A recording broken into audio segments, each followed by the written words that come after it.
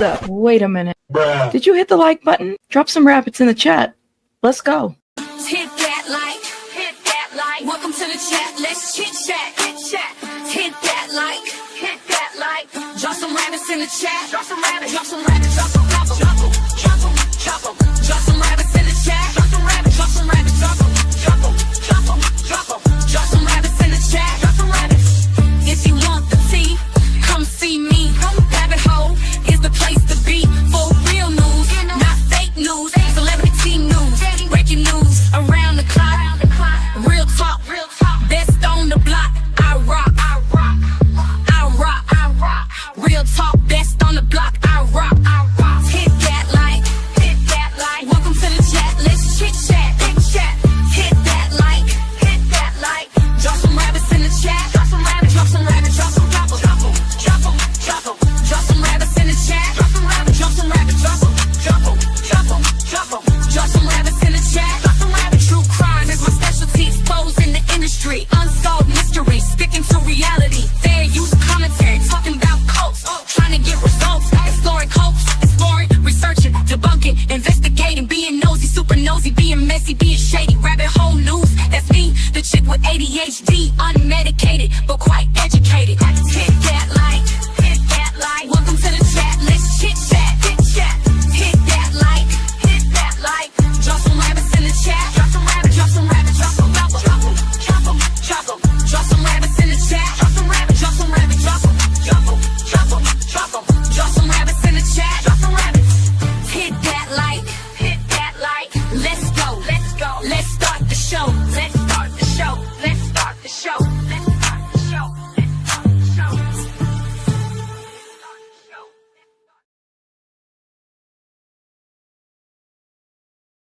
Hi, everybody. Oh my gosh, you guys, I apologize.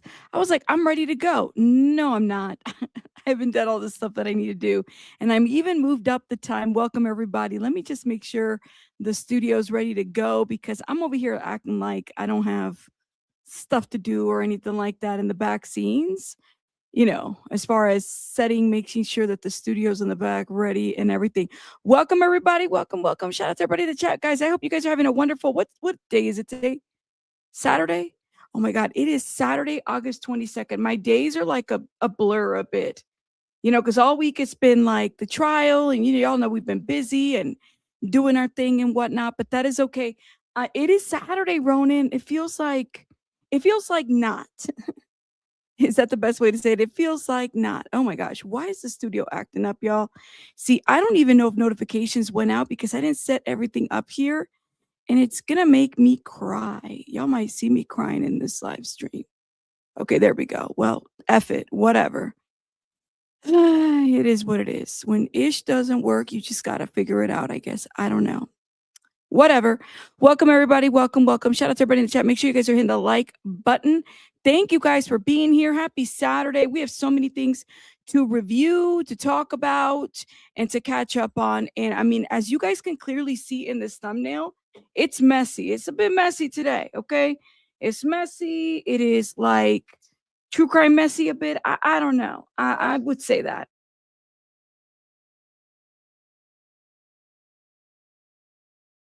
But welcome, everybody. Welcome, welcome. You said, okay. You don't know what day it is. All right. Well, shout out to you. All right. Hey, Barbara Bish, welcome, welcome. All right. I got Joey Ramona here. Hopefully did y'all receive a notification? Let me know. And let me first of all, shout out to my boo, Nebby, who's been here forever. Awesome to be here. Shout out to Nebby's amazing, man. Nebby's over here dropping the LLCs. And I'm here for it because it's like needed, you know, it's kind of like a reminder and whatnot of all the crazy stuff. I mean, Nebby's the one that kind of pointed out, y'all got notified. I didn't get notified. I'm just joking. I didn't get notified. Yeah, okay, whatever. You got notified, Alexa. Okay. Well, maybe they are working for some, but not for all. How do you like them apples? I've been trying to keep my alerts on what's his face? Jared Leto, because I'm wondering what Jared Leto plans to do here. Let me let the people know that we live now. I'm wondering what Jared Leto plans to do with this because I want to know How is he going to go about this situation? There's so much happening with this name out there. A lot of allegations out there. So we're going to talk about that. Good morning, everybody. Good morning. Letting the people get in here because I'm a little late in the mine. I'm a little behind. Here it is. Thank you. Thank you. Thank you. We live now, Discord. Thank you, Pika. We live now. Hope you guys are having a great Saturday. All right. Let's get started. Man, where are we going to get started? Because it's too much. Let me think. Thinking. What is going to take us a minute? All right, let's talk about girl. So during the week, y'all know we've covered Laken Snelling's story, right? The woman that like hid her pregnancy in the dorm room. She was like Kentucky University. She was in the acrobats flip upside down squad. Shout out to y'all, all the beautiful cheerleaders out there. Y'all do amazing work. I could never. I can't even do a split. Okay, shout out to you guys. Maybe when I was younger, I probably could, but not now. So this young girl in her 20s, she was at the University of Kentucky. And you didn't get any notifications running. Oh, I see. I said acrobat. I don't know. Splits, acrobats, flying in the sky, jumping through, getting on top of the people and stuff like that. So, no. I'll have to check that out, Pika. Well, the girl, she was pregnant and she hid her pregnancy for quite some time. Okay. And I mean, like, up until she delivered. And through her phone, she was searching babies. Apparently, she also took video footage of her labor while she was giving birth in the bathroom. And then she said, I don't want to have a child, so I'm just going, I don't know. She says that the baby was born a different color, like blue or purple. Apparently, she might have dropped the baby too. There was that. And so then she's like, I'm gonna put this baby, inside of a bag with the cleaning supplies there. And then she goes to school and class like nothing was going on. Okay. So there's just so much. I mean, she literally, I don't know, gave birth, went to McDonald's and then went to class. Okay. So the girl, I guess during the week pled guilty. All right. Now, yeah, of course, this case got a lot of our attention because it was giving Lexi Treviso. Lexi, that one, which, by the way, she also should be having like a hearing or something coming up pretty soon because, now that we know the outcome of the New Mexico Supreme Court, that's another one that we're going to be following. So, yeah, I don't get it, man. Young girl, but like, this whole idea of like, I didn't know I was pregnant. No, girl, she knew. And she also made some statements during her visits at the hospital. So let's review this. She had a hearing. See if I can speed this up, y'all, because we have so much to review. She had a hearing during the week, and we missed it, you guys. We missed it. Okay. And this is her. And who did you have today? I've got Miss Snelling, number 42 for police. Miss Snelling. Mr. Marshall, I represent Miss Snelling. Are you Laken Ashley Snelling? Yes, ma'am. We're going to call 26 CR 209. Miss Snelling, you are here today for a status hearing. We were last together supposed to be together on June the 12th. It was continued with the docket pass. So, Mr. Lowry, what are we doing today? We're prepared to enter a plea today. All right. Miss Laken, your attorney has indicated to me that it is your desire today to change your plea from not guilty to guilty based on the Commonwealth's recommendation. Is that correct? Yes, ma'am. Before I accept your plea, one, I need to make sure you know what you're doing. And two, I need to make sure this is your free and voluntary act and no one's forcing you into that. So in order for me to get there, I need to ask you a series of questions. So if you wouldn't mind raising your right hand for me. Do you promise to tell the truth, the whole truth, and nothing but the truth? Yes. All right, you're a little low speaking here. I'm gonna need you to speak up. Okay. Or I'm gonna have to put on these little hearing aid things for this courtroom so I can hear you, okay? Because we need to get this all recorded, so I need you to speak up for me, okay? I don't know who's laughing. Your client is pleading guilty to murdering her child. Sir, get the laughing together. Get it together. Some of this is like, where's the attorney etiquette here? Is it just me, or maybe I'm just being a little too harsh? Like, what are we doing? Isn't there some etiquette or something about that? She said, yeah, I'm hearing the lawyer laugh. Like, it's like, this is so hilarious. No, get it together. Get it together. First of all, tell me your full name, your age, and your birthday. Laken Ashley Snelling.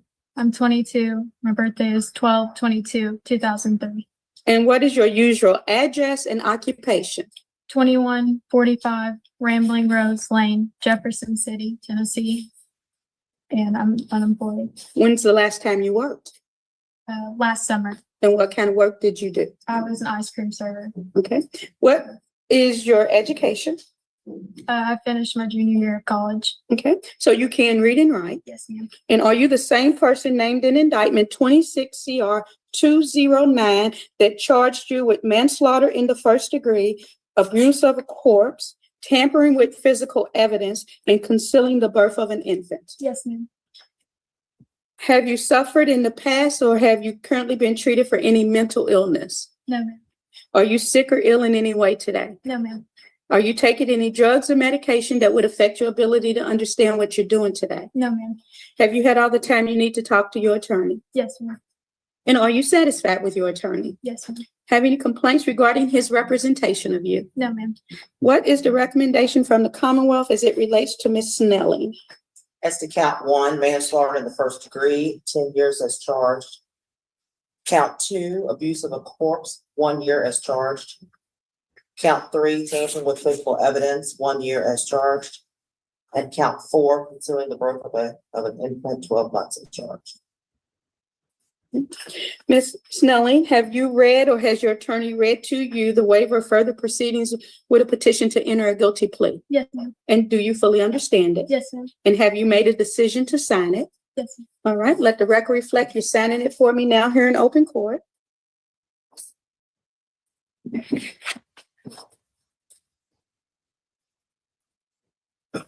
Ma'am, do you understand the facts for which you have been charged or having alleged against you in the indictment? Yes, ma'am. Has your attorney informed you what the Commonwealth would have to prove in order to convict you of the offenses contained in the indictment? Yes, ma'am. Has your attorney informed you of any lesser included offenses, any possible defenses you could have if you went to trial? Yes, ma'am.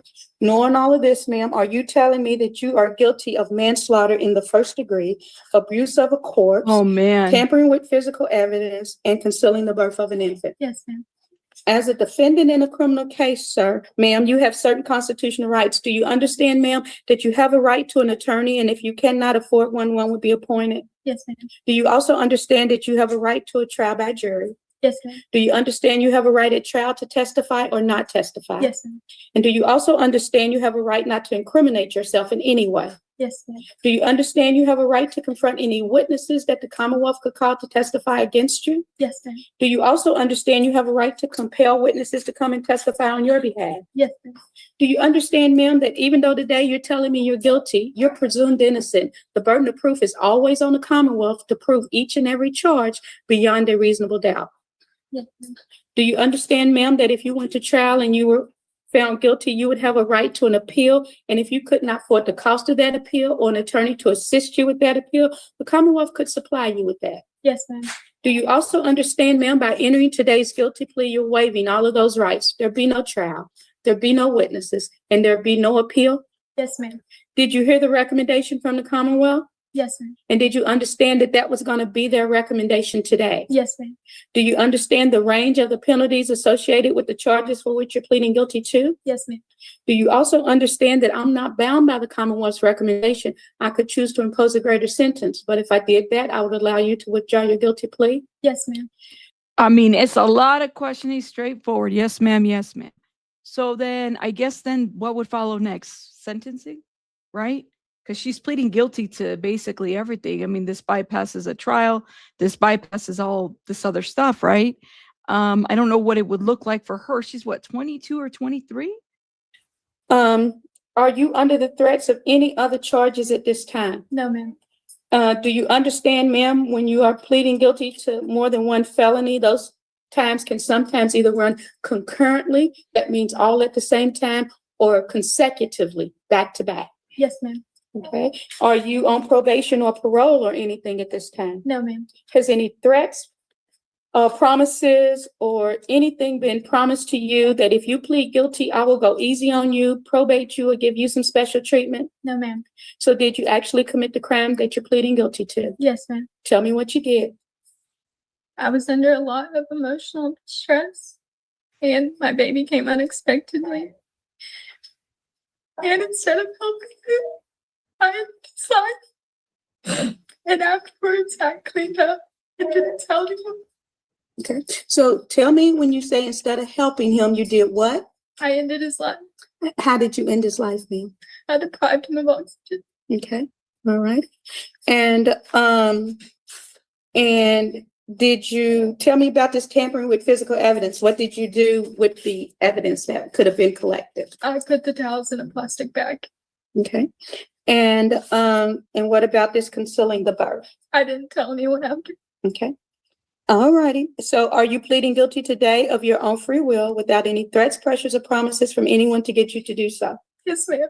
Knowing that you have the rights which I've mentioned and which are contained in the guilty plea form that you put your signature to, is it still your desire today, waive those rights, enter a guilty plea, and allow the courts to fix your penalty? Yes, ma'am. All right, Mr. Lowry or Mr. Marshall? I'll do it, Judge. Okay. Do any of you have any questions for your client? No, ma'am.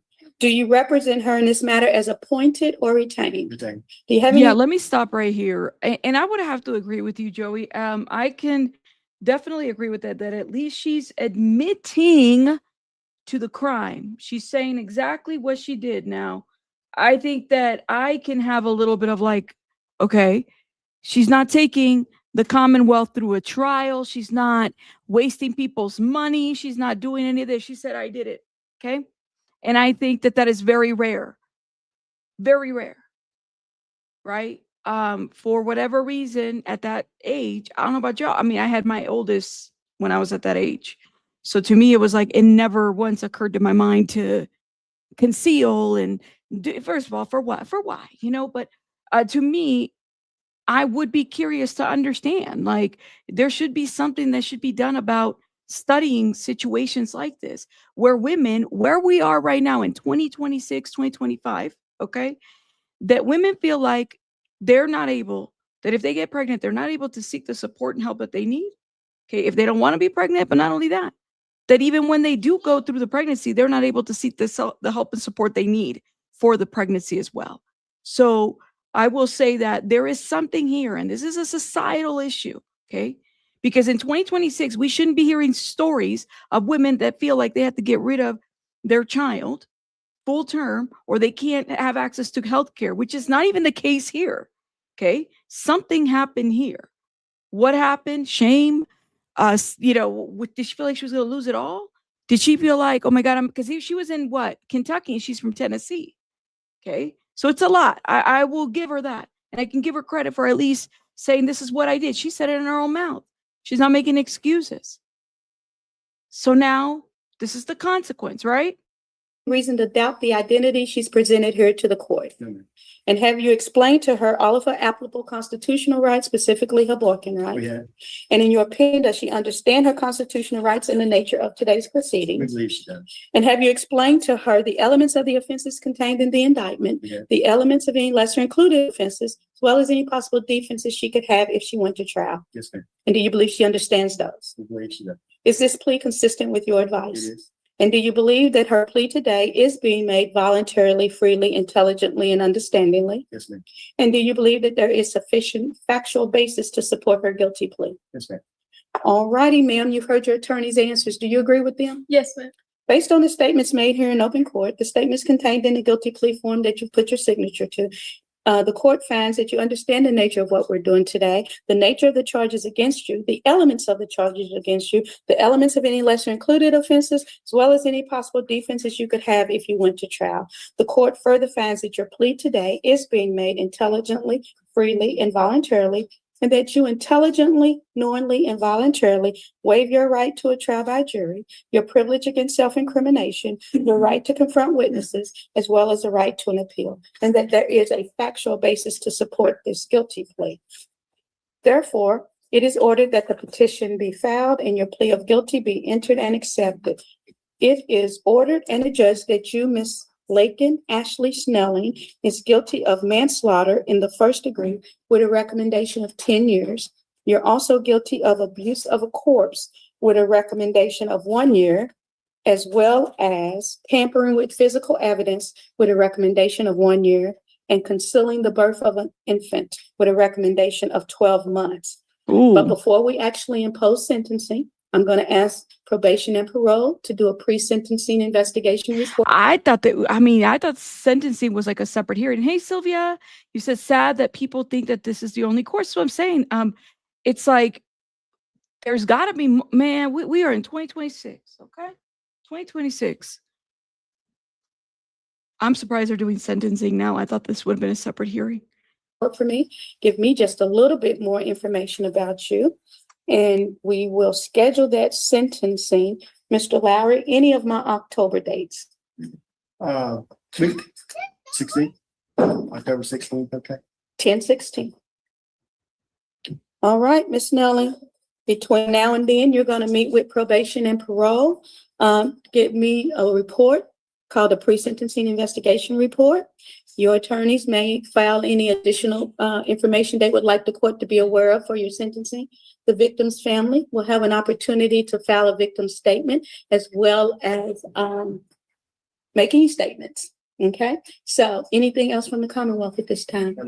Okay, thank you, Ms. Snelling. See you back on 10/16. Thank you. Thank you. I don't know if did they determine who the father of the child was? I don't know if that was ever even determined and whatnot, but I do wonder, I don't know. That's kind of what I have to know. He said, I'm gonna hold up. Hey, Abraham, shout out to everybody. October 16th. Okay, so they did push it out, but they did tell her what the expectation of sentencing would be, what she's looking at. So it sounds like 10 years, and then there's concurrent. I think I heard some other because of the concealment and the abuse of a corpse, right? So I don't know if these are all, it sounds like they all might be concurrent.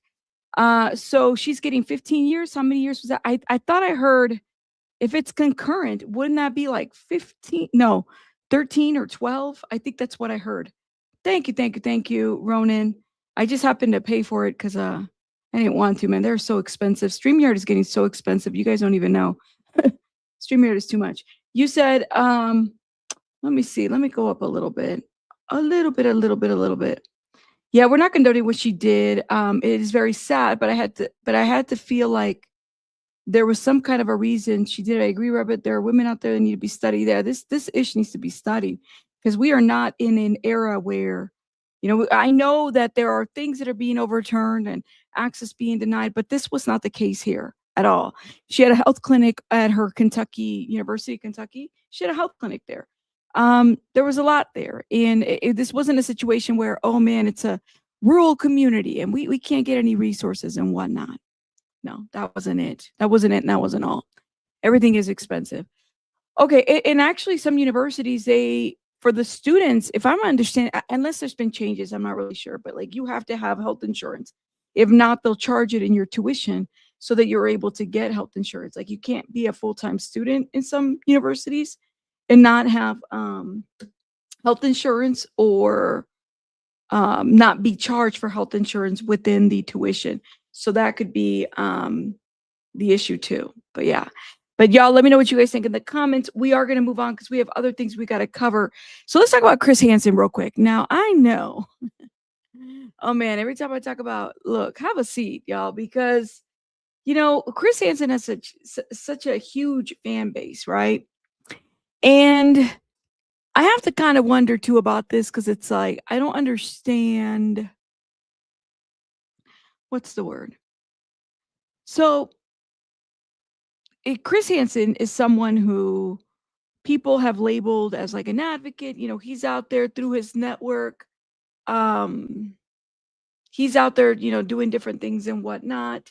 Very much controversial, I would say, person. There's stuff that I still question about him. I do side-eye him a lot.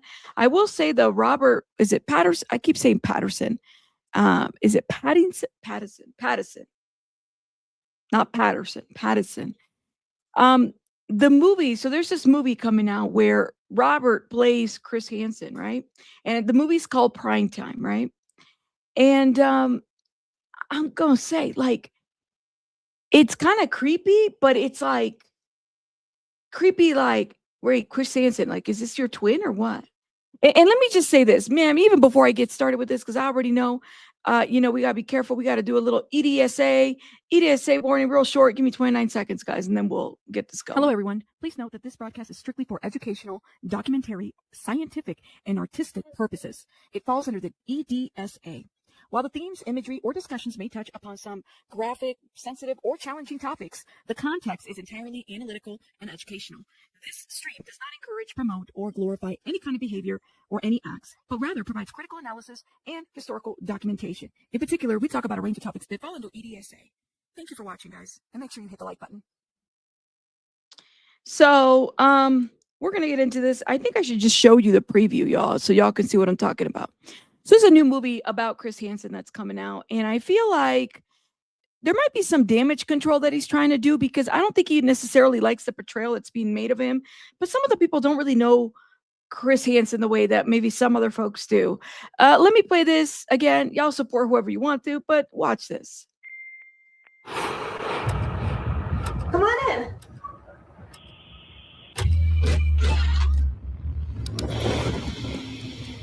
Are you sure your parents aren't home?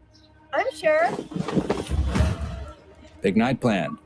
Who are you? Did y'all see how Robert came out of that curtain? Look, literally, he like Batman himself out of there. Hold up, y'all. Like, I thought this was hilarious when I first saw this. Look, this shit. I'm sure. Big night. He opened it. He was like, I'm here.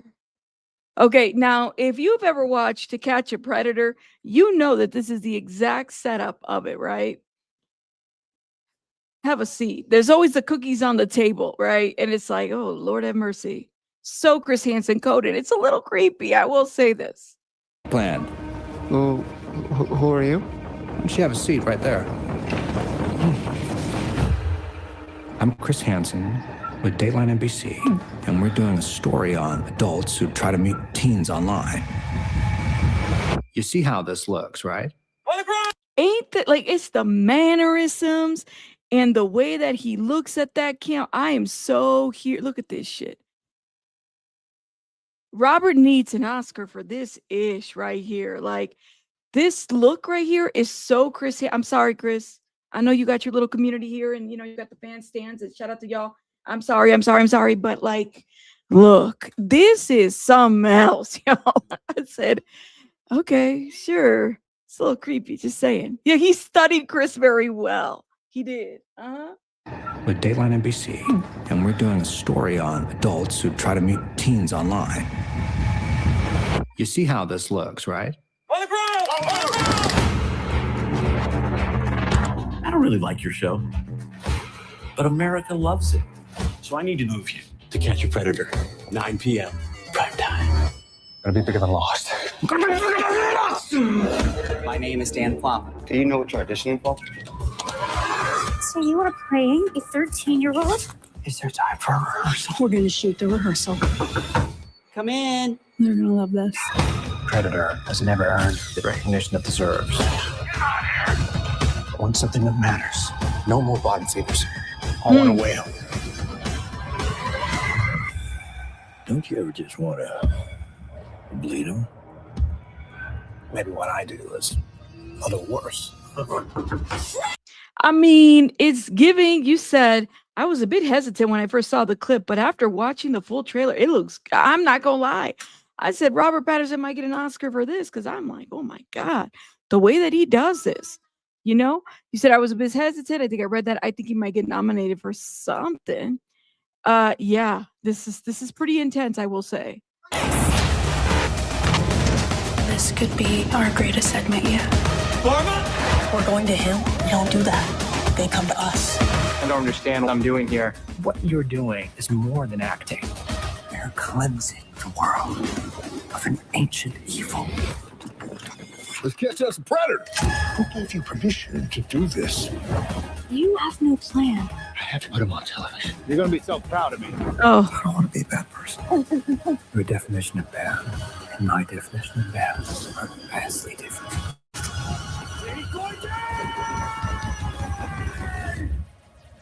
What would have happened if I wasn't here? to know how much action has Chris Hansen had? I mean, I'm sure that there's some drama here. You said, I think he almost nails Hansen's voice too. Yeah, he does.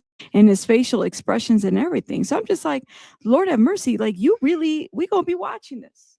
I don't know when it's released. I think it comes out in September. Now, Chris Hansen is somebody who, in my opinion, is a bit of a controversial figure. Okay.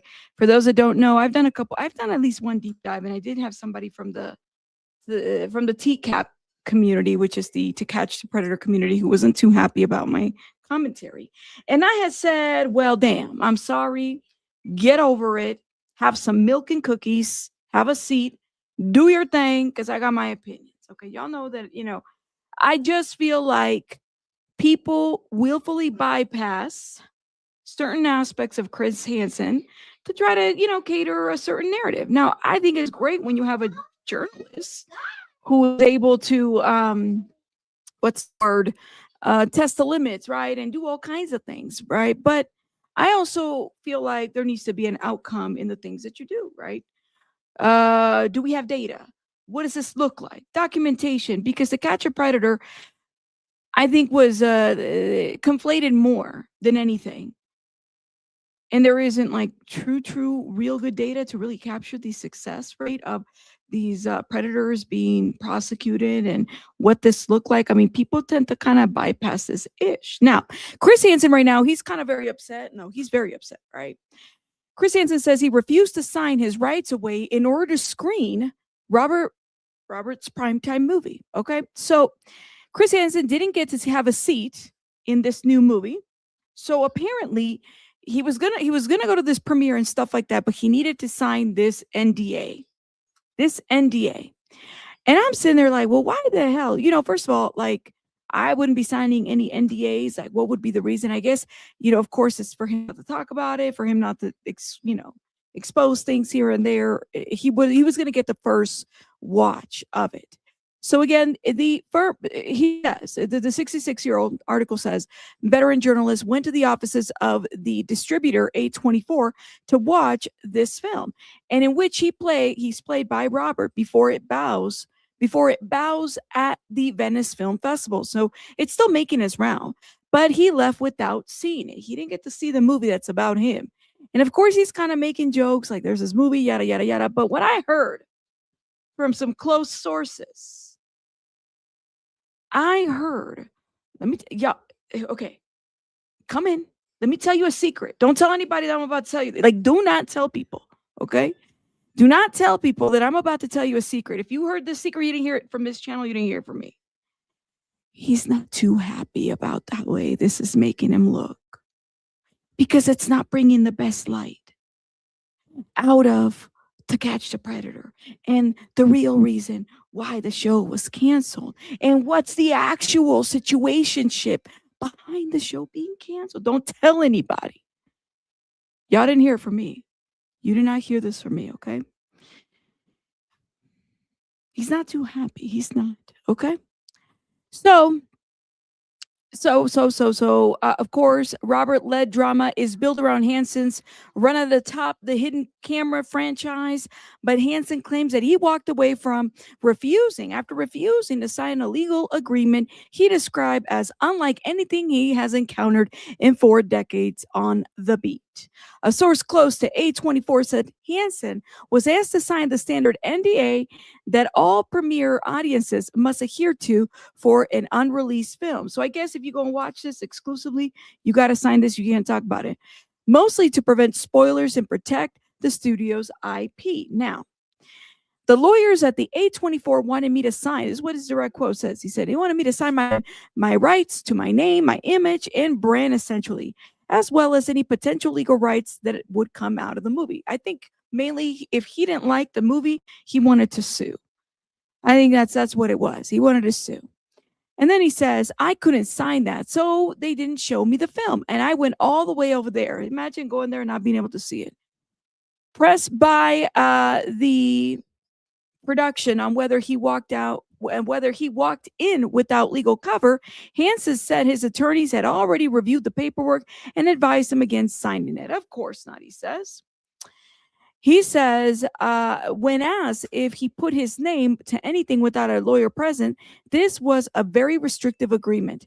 I've never seen anything quite like it. Now, I call bullshit on that. If you're working for NBC News, you mean to tell me that there's no restricted agreements there? Come on now. The agreement Hansen describes would be a much larger legal matter because the standard screening NDA and would not be asked of other individuals screening the film. It includes press and third-party marketing agencies. The account marks a sharp turn from where Hansen left things only days earlier, speaking on the Seriously podcast with Annie Elise, which we have it queued up. And he said that A24 was setting him up with a private screening in the next week or so, after which he also rendered a verdict on the film and how he felt about the depiction of his career. Hansen says he cannot say that the studio might be worried about. Hansen says he cannot say what the studio might be worried about, because he still has not watched a minute of the picture. I haven't seen the film, he says. If you look at the trailer, obviously it is very dramatized. I mean, was he running around with guns? Was he like, oh, I'm going to make it? And he's all, coming out of the curtain. Like, I might have to do a little TikTok thing about that because that would be funny. I mean, that whole Robert Pattinson part, that's kind of hilarious how he came out like that. If you look at the trailer, obviously it's very dramatized version. They had told me that it's fictionalized in many aspects. I know other people have seen it who didn't sign the NDA. Okay, I'd like to know who those were. And yet they wanted me to sign it, he says. Well, I mean, if the movie's about you, I guess the other folks can, In the trailer and other marketing material for the film, the distributor has labeled Primetime as an inspired by true events, which y'all already know what that means. It's not true. It's not real. Some of it might not be real. And is not characterized as a Hansen's life story, okay, as a biopic. The film is written, of course, there's a bunch of other stuff. Let me see if I can just skim through the important parts. Hansen is careful to note that he is not chasing a payday. I have no financial stake in this film. It doesn't sound like he's getting paid for anything, right? Okay. He says, adding that no one from the production paid him or brought him aboard as a consultant because they didn't need you to do that. He learned that the movie existed, he says, the way that he has learned most things across along his career. I'm just a working reporter, and I'm not learned in the sophisticated ways of Hollywood, but I find stuff out, Hansen says. I've been an investigative reporter for 4 decades, so I knew this was going on. So nobody said, hey, Chris, have a seat. Can you join us for this situationship? No, nobody said that. He just found out, I guess, through people. Somebody's making a movie about you, right? And they're exposing certain aspects about you. Probably not going to be, it's probably not going to be the best of Chris Hansen. I'm just saying. I don't know. His frustration, he suggests, is less about the film than the timing of the outreach. I get a call today saying, well, everybody's concerned. They want you to be happy with the film. Hansen says, well, then why didn't you tell me about it when you started shooting the film? Because they don't want your input. So apparently it's set to open theaters. I was going to go to theaters on the 25th of September. So there's a world premiere all over the Venice film area and whatnot. I don't know, y'all. I feel like, if somebody's Robert, the Robert guy, the actor, he's not just going to sign up to just any kind of project. I mean, this is a very interesting project, I might say. So then I was like, well, let me see what he has said, right? Because he did sit with Annie Elise recently. And I'm so here for it. And I feel like the man kind of gave us a very sanitized version of a lot of things. So let me go up a little bit over here. Okay. Shout out to Annie Elise. Y'all go check out her channel.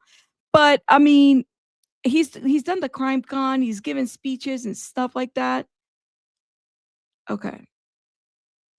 I still think that he's a little nervous about this video coming out. He really is. So then it's like, well, I'll just wait to watch it, and then I'll figure out whether I sue you or not. I don't know.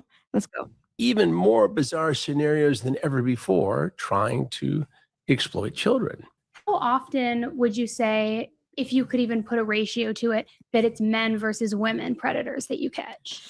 Well, Ooh. I think it's about half and half. Wow.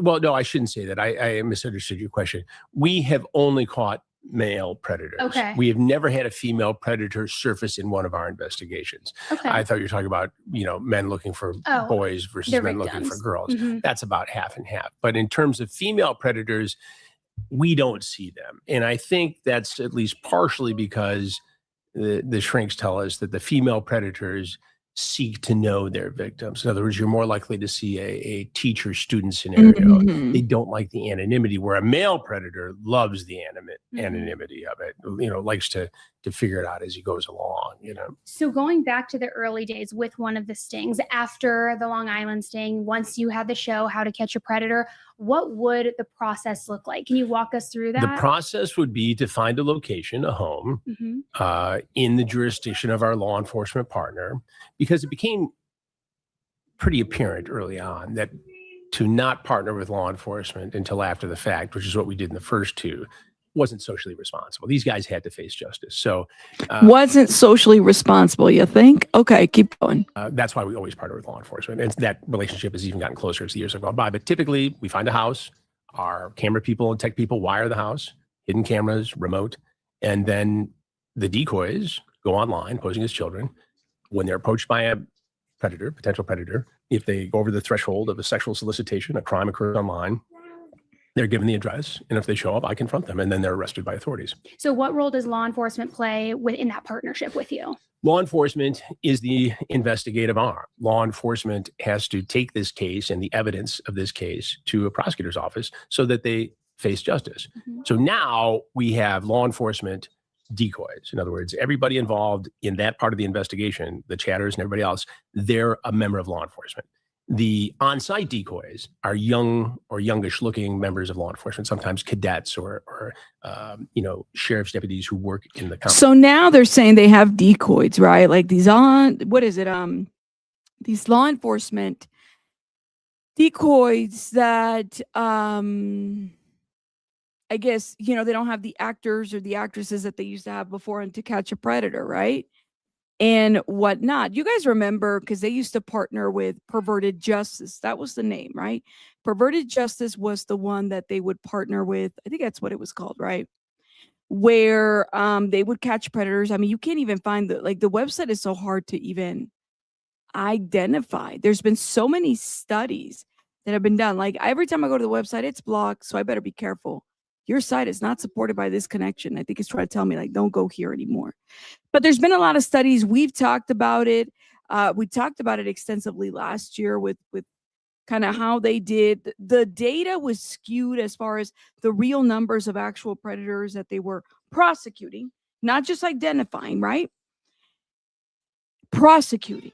Because I remember I did a deep dive, was it a year ago? And I'm like, I'm so confused because, the Perverted Justice website would say one thing, but then if you look at the numbers from, say, like the local aggregate data of like the justice, judicial justice thing or the jurisdiction websites and stuff to point this out, it wouldn't match. It'd be like some of these people were let go. So that it's like, all right, so then the question becomes, is this for dramatics to blast somebody like this? Like, are we, or are they actually being brought through the actual process of our judicial system where they get charged? And that doesn't look like it was the case when Perverted Justice was around. And hence why NBC was like, we got to shut the show. Well, you also had the wrongful death lawsuit. You had a bunch of things that came about the show. Hey, Mar, how are you? And shout out to you, Mar. Thank you so much for the Cash App, love. Thank you, love. Jail. They look young, but they can pull off the role. The reason we do that is because then there is no chain of custody issues with the evidence. The chats belong to law enforcement. I have access to it, but they belong to law enforcement. And it makes for a much more seamless prosecution. So they're embedded really in all aspects of the sting. Yeah, and we're embedded with them too. Right. Yeah. Because it has to be that way because, in the early investigations, there were some guys who were prosecuted after the fact. But we did have guys who just walked away. And those guys didn't face consequences. Now, today, our success. Why didn't they face consequences? Because there were things that were found that the show did not do well. They didn't follow through. So even though I'm here for like, damn, if you're not following through with processes, okay, if you're coercing or pushing people, it's with everybody else. You're looking at things being overturned or dropped on a technicality. You got a predator out there that should have been caught that wasn't because of a technicality in a show. So prosecution rate is above 99%. Wow, that's He says prosecution rate is above 99%. And where do you find that data? Because he's not posting it on his website. And that's the problem. That was the problem with perverted justice too. They weren't posting these numbers. I could say, yeah, 99%, you know, we are, prosecution rate is this, but where are we getting this number?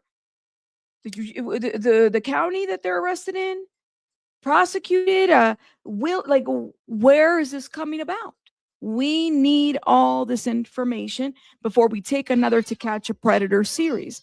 And like I said, you could be a fan of the show, but I'm just not a fan of the bogus data because that's what the other show was about. So people get mad at me because I said this. I said, y'all do the research. I'm not, I think it's great to have the people out here that want to catch predators. Don't get me wrong. But you can catch all these predators, but what good is it going to do to you if you can't convict the predators? If you can't get these predators behind bars? Exactly. And that's why when I heard him in the previous interviews, I said, no, because this don't make sense. Now, when he talks about the show cancellation, it's a very sanitized version of this. Okay. Let's go to NBC. All right. All right. So let's see. He's playing Chris Hansen. Very expensive. It said, okay, they canceled the show. Let's see. Let's see if we can pull the exact To Catch. Hold up. I'm gonna try to find the exact timestamp so we're not going all over the place looking for it. There was a part where he talks about the cancellation of the show, right? And he gets into this like, well, we canceled it, you know, because of it was a very sanitized version. I said, this isn't even it. Chris, have a seat. This wasn't the reason why y'all canceled the show. Okay. There were lawsuits, various lawsuits, and then production in there started exposing the show, right? Let me see.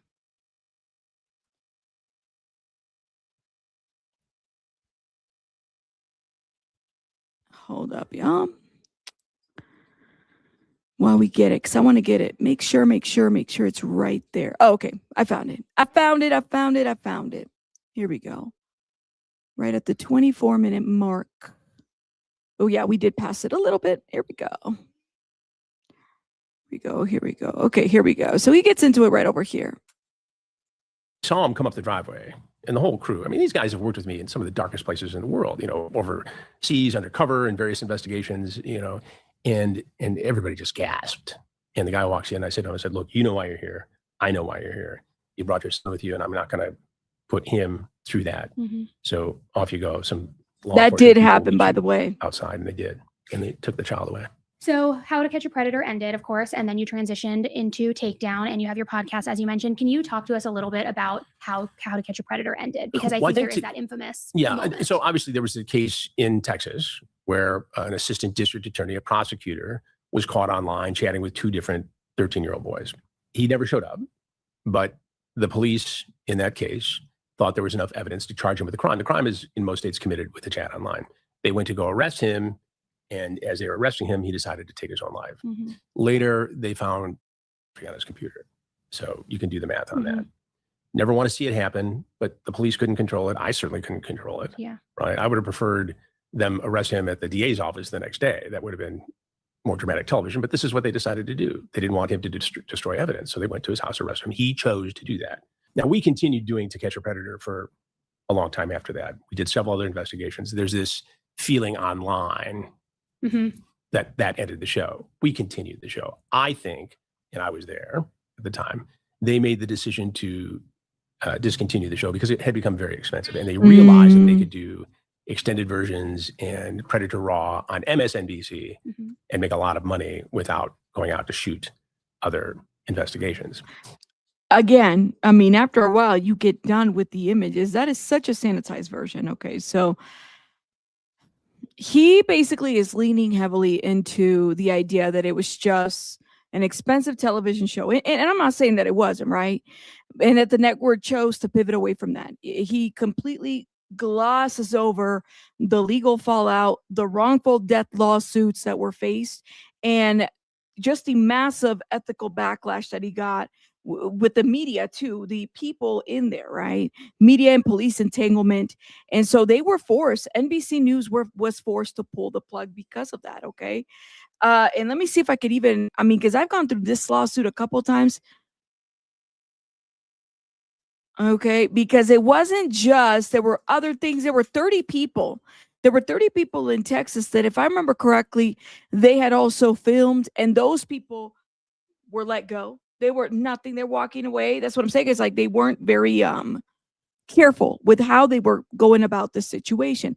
So of course the DA did commit S. Okay, that did happen. He did unalive himself. And essentially, the way in which that investigation was handled, I mean, there was just so many lawsuits that happened on that. There was a 105 million, what is it? Yeah, 105 million lawsuit, wrongful death lawsuit against NBC Universal. And in a landmark 2008 federal ruling, the U.S. district judge allowed the primary claims to go to trial on that lawsuit, wrongful death, writing that reasonable jury could find that NBC crossed the lines from responsible journalism to irresponsible and reckless intrusion into law enforcement. Okay, the judge pointed out that NBC had steamrolled authorities, pushing them to execute aggressive, high dramatic tactics like a SWAT team. If you ever watched that video of when they were going into that home of the DA, oh, it looked like the SWAT had hit the DA's house. Okay, not out of immediate public safety or necessity. They just did it. They had the whole SWAT team out. They didn't even need to do that. Okay, and the man, I guess, offed himself later on. Okay. And so, of course, all of that was aired on network. We all saw some of that. Some of y'all can probably even find some of this footage out there. And the DA, look at this. The DA, the district attorney, publicly stated there was a collapse within just the attorneys, right? In the wake of the tragic situation, right? They refused to prosecute the remaining men that were arrested and that had any involvement with To Catch a Predator. Why? Why? Because they explained that local law enforcement departments had done literally zero independent investigation. So all they were doing is taking Chris Hansen and team, and they were just going about it this way. They weren't actually investigating the cases that were being there. It wasn't like law enforcement was there when the decoy was calling in and everything. No. They were taking Chris Hansen's information and not investigating it. And you expect there to be charges from that? When did Chris Hansen become the DA? When did he become a law enforcement? So when Chris Hansen discusses this in Annie Elise's podcast, he needs to tell the truth. And I think this is why Mr. Sir is a little bit upset with Mr. The Robertson, Pattinson's, video when the dramatic curtain, because it's like, you do wonder what they're going to highlight there as an independent film, right? I mean, they're going to highlight some of these things. Now, other things that people don't really talk about when it comes to Chris Hansen, and I'm just going to put this out here. In 2020, Mr. Sir, sit down, have a seat, Mr. Sir. To Catch a Predator, Chris Hansen's charged with harassment. Oh, by who? Who and what now what? Chris Hansen has not yet entered a plea. Now, this is again March 6th of 2020. Okay. There was the whole situation here with Onision. There was a whole situation. Y'all remember that? Put a one in the chat if you were here for the whole Onision situation. Did Onision face any charges? That's what I want to know. If we're going to be catching people and doing different things and whatnot, we need to make sure we're not misusing the vigilantism for something else. Okay? You remember, Tina, the whole Onision thing. Interesting. You said no one's perfect. No one's perfect, right? Anyways, so this was back in 2020, March 2020. So this was right, what? COVID Covarina. Okay, all of this was happening and whatnot. And Chris Hansen has not entered a plea and is due in court on March 24th. So Chris Hansen, former host of To Catch a Predator, had another run-in with the law last week. Man, this man was having run-ins with the law. Not going to CrimeCon and running with the law. You know, CrimeCon, y'all need to stop being such a con. Get the real people out there. What are we doing? Chris Hansen's former host To Catch a Predator had another run-in with the law last week. Hansen was charged with harassment, communication in a manner that caused alarm. Okay. Now, this is February 28th in New Jersey, according to court documents obtained by People. While details of the incident are unclear, the documents list a civilian as the complainant and note that the offense date was February 5th. Hansen has not yet entered a plea and is due in court on March 24th. A rep for Hansen did not immediately return People's request for comment. The incident comes just over a year after Hansen was arrested and charged with issuing back bad checks. Girl, they already banned me because I said CrimeCon, don't be a con. I heard I'm on the ban list. I don't know if that's gonna happen. You know me. I can never behave. All right, sorry. According to police, in the summer of 2017, Hansen ordered several promotional items, including a T-shirt, mug, and from local companies for upcoming marketing events. Decals for local companies. Okay. Hansen was given a bill and agreed to pay for the items in full before they were delivered. But the check he issued nearly 3 months after receiving an invoice bounced, said police.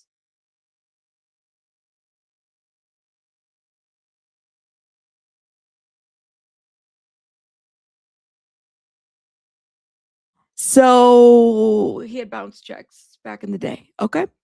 Hansen was given a bill. He agreed to pay. He said, no, it bounced. This is what police said.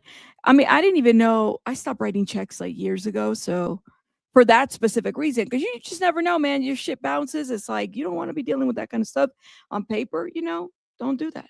But some of these people, like, y'all know that Jerry Springer wrote a check for prostitutions on paper, right?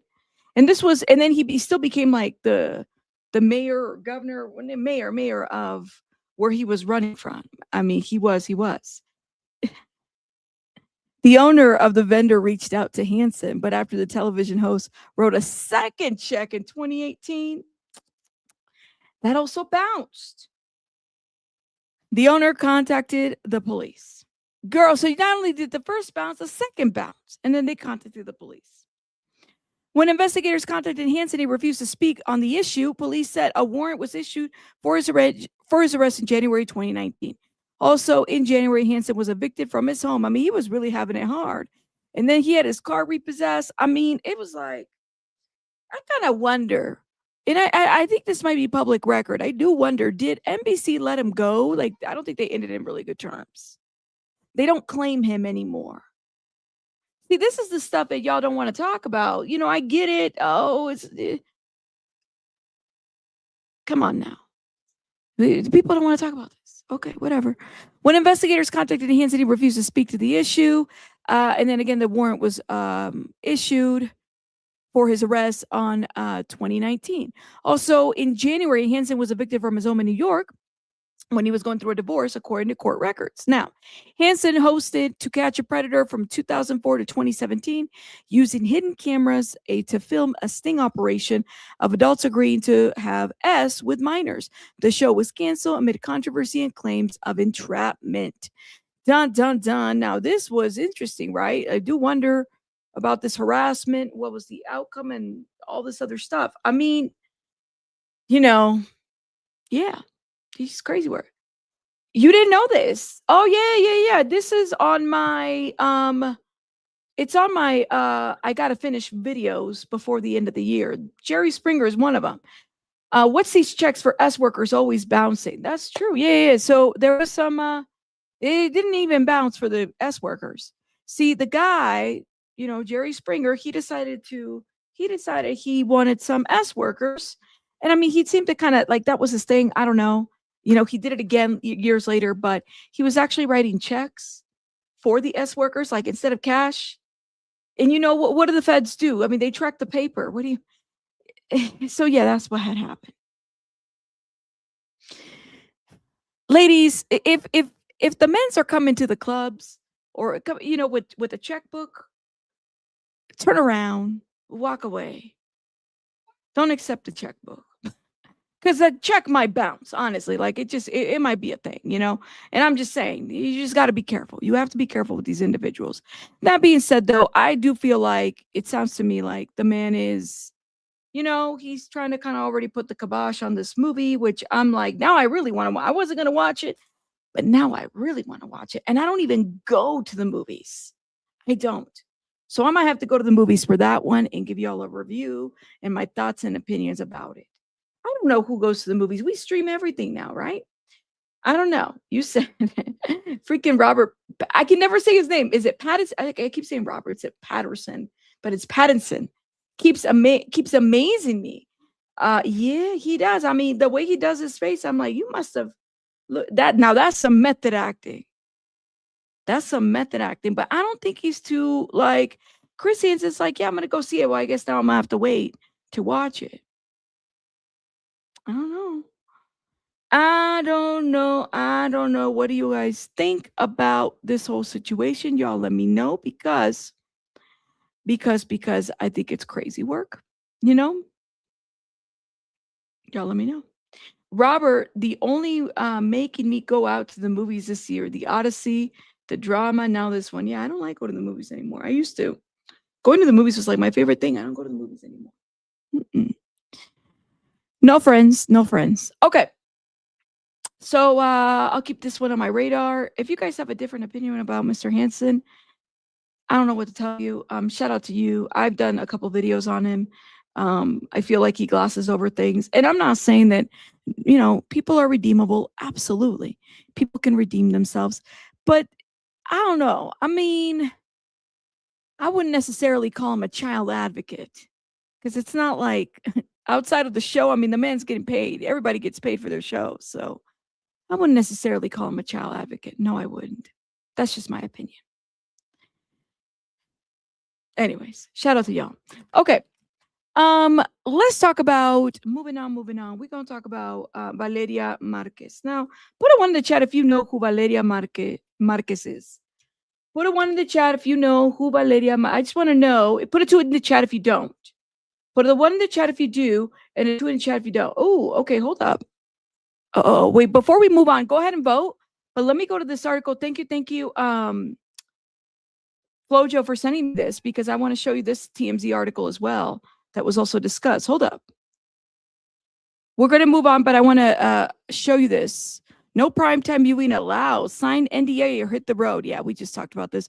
So he was turned away from the screening about him. He refused to sign the NDA. I would like to see what that NDA looked like. Maybe I'll reach out to A24 and say, hey, y'all want to share what this NDA looks like? Or is the NDA also part of the NDA? You can't share the document. I'm kind of curious. However, a studio source tells TMZ Chris's versions of events are BS. Because he was simply given the standard NDA that everyone else was asked to sign to avoid spoilers. At no time was he asked to sign away his name, image, or brand. See, Chris Hansen, have a seat. Do you have are you lying? Okay. And since he didn't want to play ball, he didn't get to watch. Simple as that. Okay. So as you know, the trailer of Primetime has the whole internet buzzing with many praising Robert for for what looks to be the perfect Chris Hansen impersonation. Now, let me say this. There's going to be some Halloween costumes out there. I want it because last year was Baby Oil. This year is Chris Hansen. I want to see who's got the best Chris Hansen voice and face. I think it's going to be good. And then don't forget, you got to walk around with a little clipboard and have a seat, that type of situation. Chris seemed less enthused about the film, questioning Hollywood's motive for making it. We'd imagine his recent frustration with the NDA will only add to his distaste. Okay, bottom line, if Chris wants to see the flick, he's going to have to wait to see and have a seat basically with everybody in the theater. So Chris going to have a seat with everyone. All right. That being said, though, I don't believe what he says. But that's just me because of things that I read about him and some of the legal stuff, I used to watch Chris all the time. Shout out to you, Herbs. Okay. let me look at the votes. Did we say, do we know who Valeria Marquez is? Let me see. Okay, there's a lot of twos. There's a lot of twos. There's a lot of twos. All right. All right. So I'm going to take you guys to, there's a lot of twos in my chat. Y'all don't know who this woman is. Okay. So I'm going to take you to a different side. All right, y'all. Like, get ready. Let's go. We taking you to a different side. Okay. Of true crime. All right. We want to talk about the cartel a little bit. Okay. And the cartel, we've talked a little bit about the cartel last week, gangs and stuff like that, but or even the week before that. But there was about a year ago or so, year and a half ago, there was a woman who is a social media influencer. Okay. I'm going to let, what is her name? Katerina tell the story. There was a woman who is a social media influencer in Mexico. Gorgeous woman. Her name was Valeria Marquez. Now, let me show you a picture. Some of y'all might have seen her face. Very beautiful, beautiful model from Mexico. Okay. Let's see. Very young. She full of life type of situation, very much into modeling. She had a huge Instagram following. She's from Mexico. Beauty influencer. She had her own salon. She had a lot of people that followed her, and she kind of did daily streaming type of situation. I mean, that's how she would tell people what was going on with her. Well, no, not Sean Penn connection. That's separate. Sean Penn was years ago. She was at her salon. Okay, she was live streaming on TikTok. She was at her salon, and she received a message. Who, because people were sending her stuff on, her fan base, right, on TikTok. We're sending her stuff, okay? And somebody called her and said that she was going to receive 3 gifts that day. And so she's on this live stream. Her first gift was like a Starbucks or something. And then her second gift was a stuffed animal, was a stuffed pig. Like a little stuffed animal pig, right? And in the Mexican, if you know Mexican culture, you understand that swine is kind of seen like as a dirty animal, right? In the cartel culture, it's also seen as a dirty animal. So she gets this stuffed animal, it's a swine, right? A pig. And then the third gift, she starts freaking out and she tells her friend, I'm freaking out. Like, I don't know about this. She's still streaming. Somebody comes in to the front door of her salon. Okay. She puts the phone on mute and she's assassinated on live stream. She receives a shot in the chest, which she had a little necklace and it like ricocheted somewhere, and then a shot in the head. All of this is happening on live. Okay. Her bestie, she dies, right? She's killed. Her bestie's right there, and she turns off. You could see her face. She turns off the live. I can't even play you this video because of how horrific it is. And I have to let Katerina talk about it because she's done a lot of deep dives into the cartel. But listen to the way that she describes it, because it really, this is how it went down, okay? And again, I give you guys the biggest trigger warning because you don't even have to watch the video. You just have to hear how she describes it, okay? What do you think happens if we go to China and we're able? Valeria was a famous influencer in Mexico. She had that buchona look, which is, the body, small waist, curves, long blonde hair from Guadalajara. And Guadalajara is a hot spot. It's the CG&G, birthplace, Jalisco. And so a lot of people followed her because she was pretty, but also because she was always on live streaming, keeping it pretty real. She would just eat her favorite snacks on there. And actually, since she was murdered, people in her memory have been like buying her favorite snacks and posting about it and to keep her alive. Now she's on this live stream and she's at her beauty salon that she owned. And she tells the audience that she's been told she's receiving 3 gifts that day. And the last one is going to be an expensive gift. And so she's kind of talking through, she's excited. And a friend of hers is also at the salon with her. And first she gets a Starbucks. A delivery man comes by, drops a Starbucks. And I think at that same delivery, she got a plushie of a pig.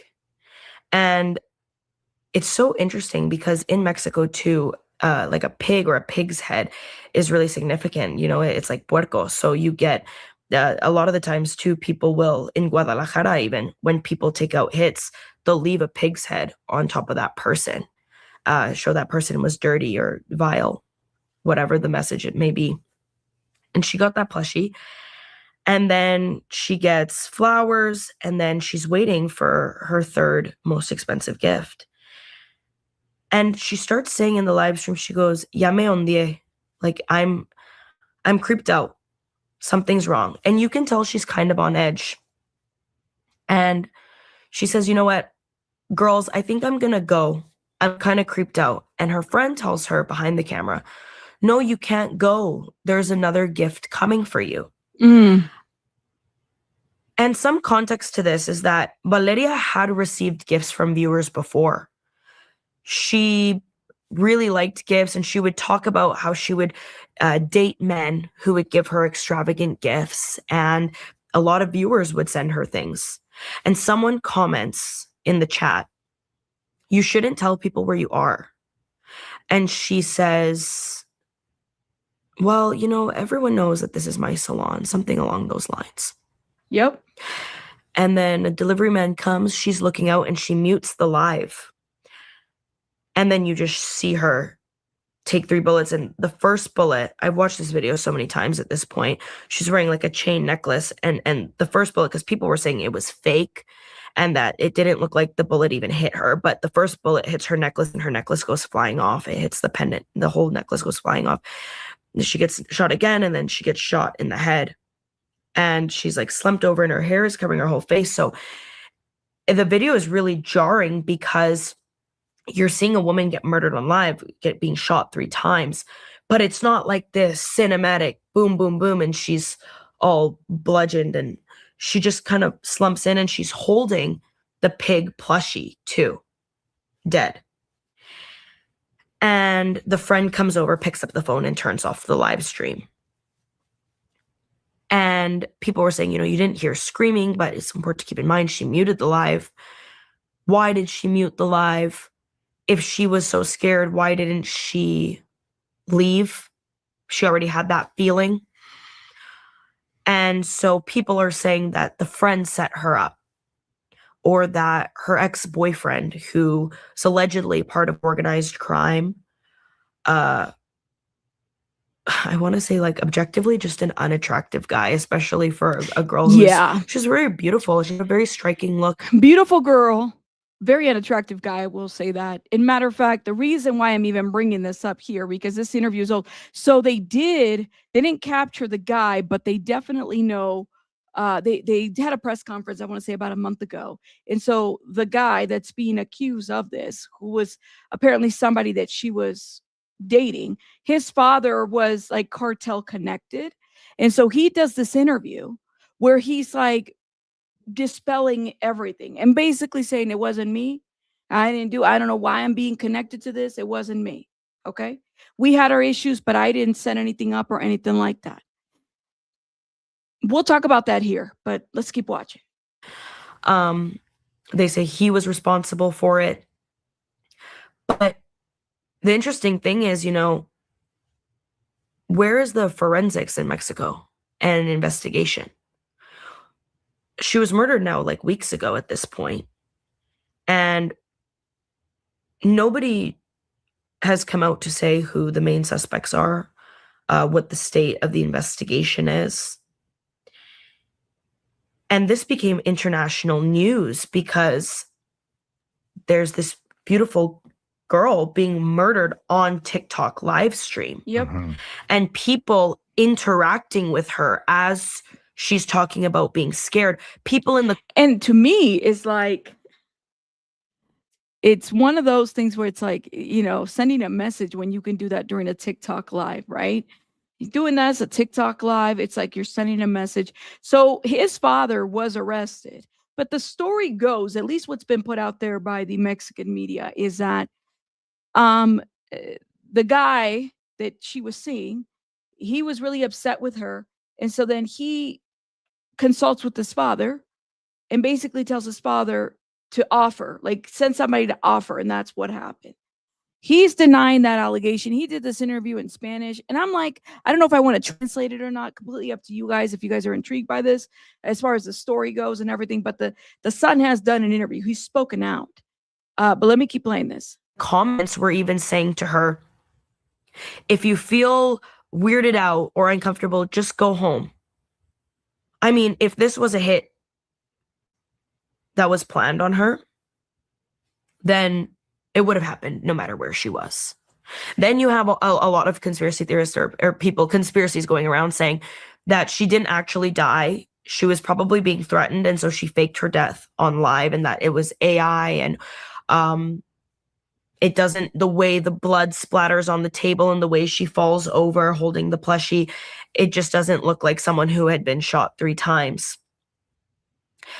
So this, though, the murder speaks volumes to the state of Mexico, like the entire country, because over the past couple of months, a lot of YouTubers and social media influencers have fallen victim to being publicly murdered like this.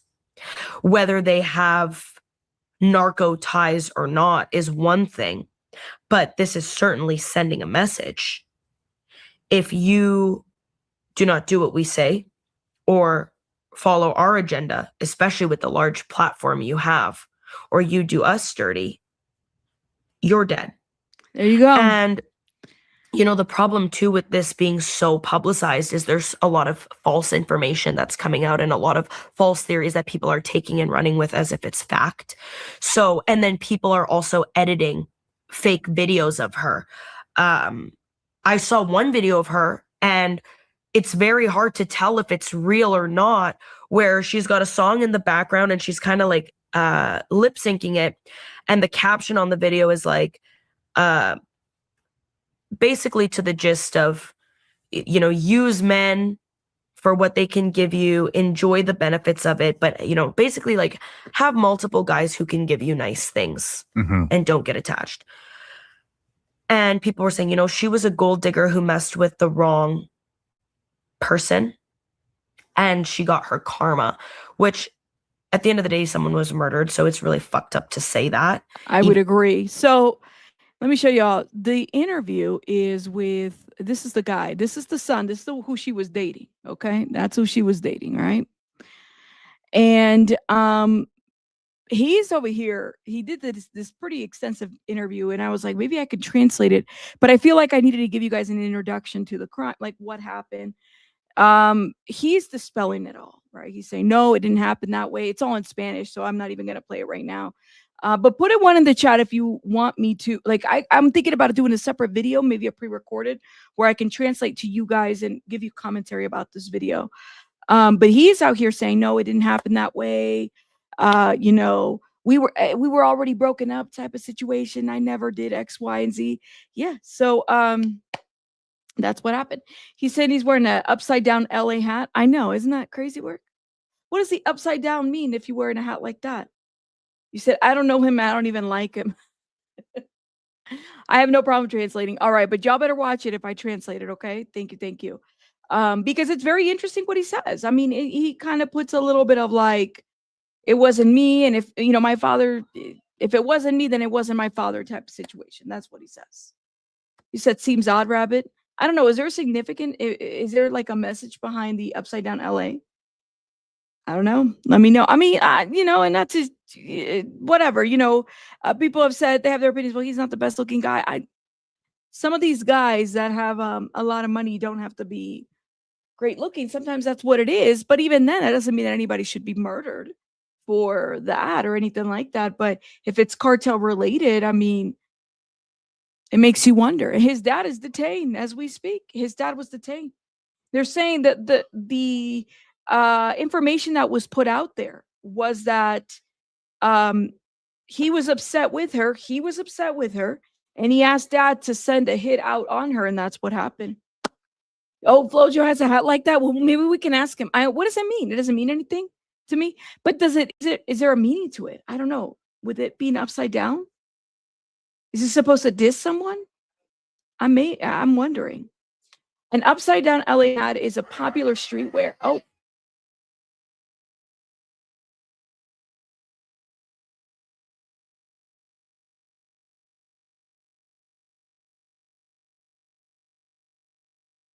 Sorry, y'all. Baby Bunny came in. An upside down LA hat is a popular streetwear and hip hop fashion item featuring the iconic Los Angeles Dodgers logo flip vertically. I don't know, man.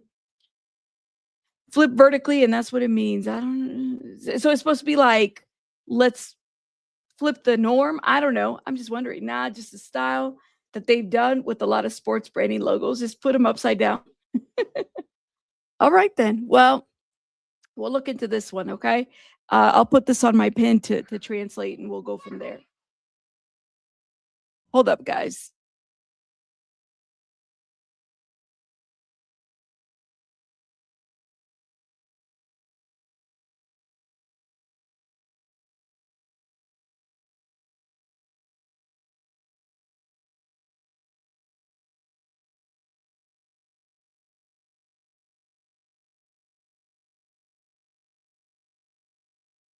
Sorry, y'all. Had to make my dealings. You said, "Oh, fancy font in the front." Yeah, I had anyways, I'll talk about that later. Okay, so y'all let me know what you guys think in the comments. We'll definitely review this separately. Sorry, I got distracted by Baby Bunny came in here and she wanted to regulate. She's a regulator.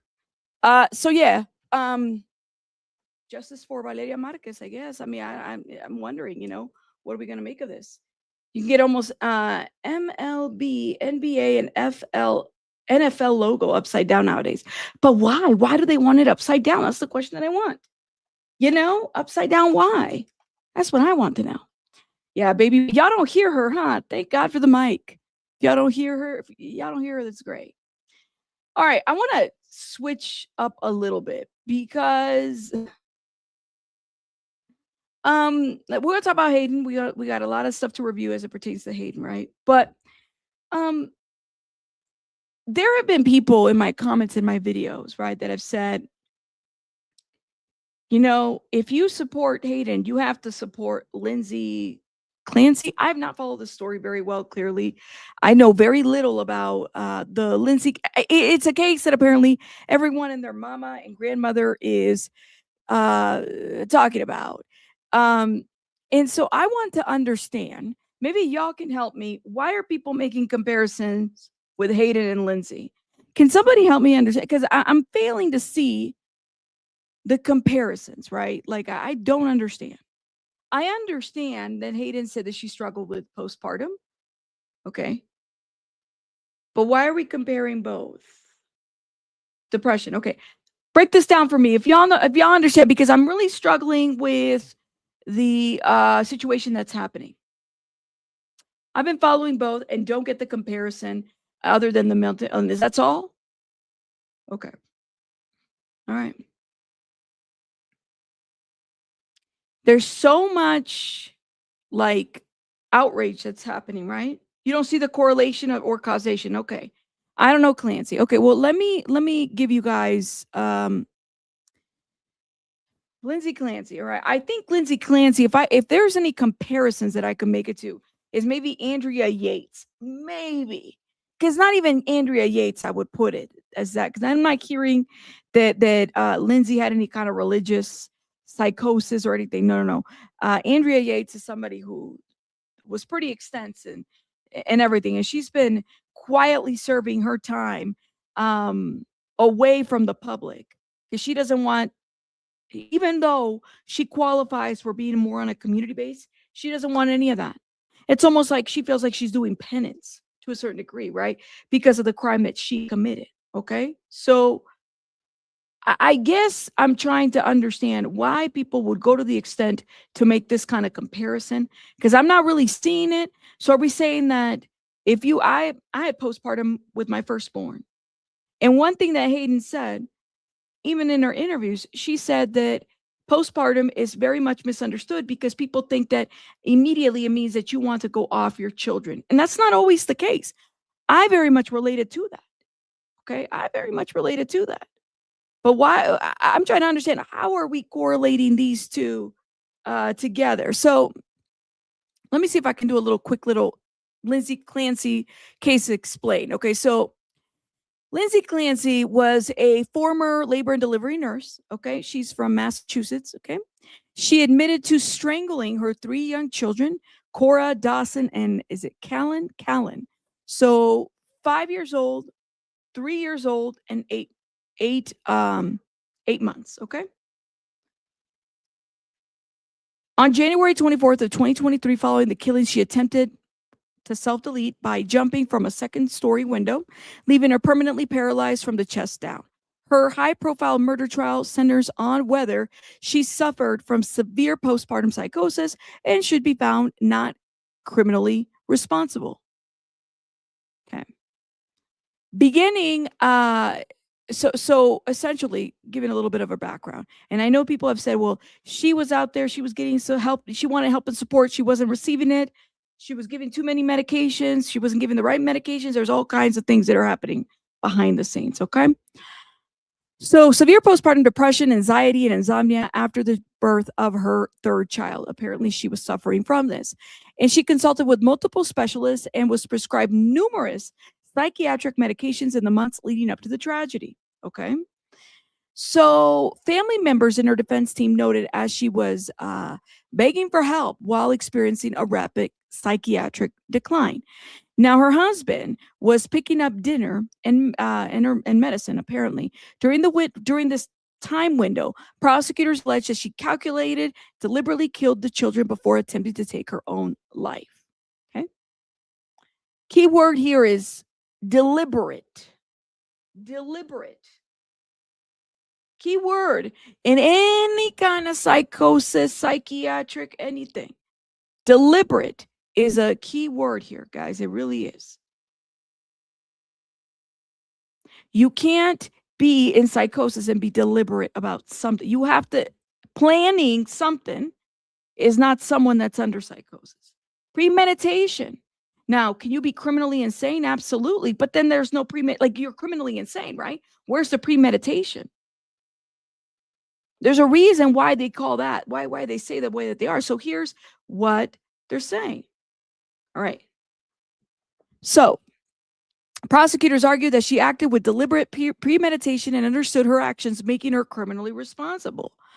The defense does not dispute that she killed the children, but argues that she was in the grips of a severe psychotic break and over-medicated, rendering her legally insane and not criminally responsible. So medications made her legally insane. Okay. Let's see. Lindsay has pled not guilty to the murder charges and is on trial. She filed a civil lawsuit against several healthcare providers alleging medical malpractice over medication that worsened her mental state. Patrick publicly defended his ex-wife, stated that she got sick rather than acting out of malice. She filed a separate wrongful death lawsuit against her psychiatric care. Okay. So this is being debated. What I don't understand is I don't appreciate the comparisons because I don't think that's right. You can't compare Hayden and Lindsay in the same situation because no. We're talking about different situations here. I don't think it's right. This person says, 2 mothers, 2 completely different stories, one devastating reminder. And what is that reminder? All right. Lindsay sought help repeatedly. Okay. While struggling with severe depression, insomnia, intrusive thoughts, she interacted with multiple mental health providers and was hospitalized. 19 days after being discharged from inpatient care, her 3 children are gone. Okay. Hayden spoke publicly about postpartum depression and later said Neutrogena tried to end their relationship after she did. After her death, the story resurfaced, spoke out, and the company acknowledged that she had been made to feel unsupported. Different illnesses, different circumstances, different tragedies. But both sides force us to ask the same question.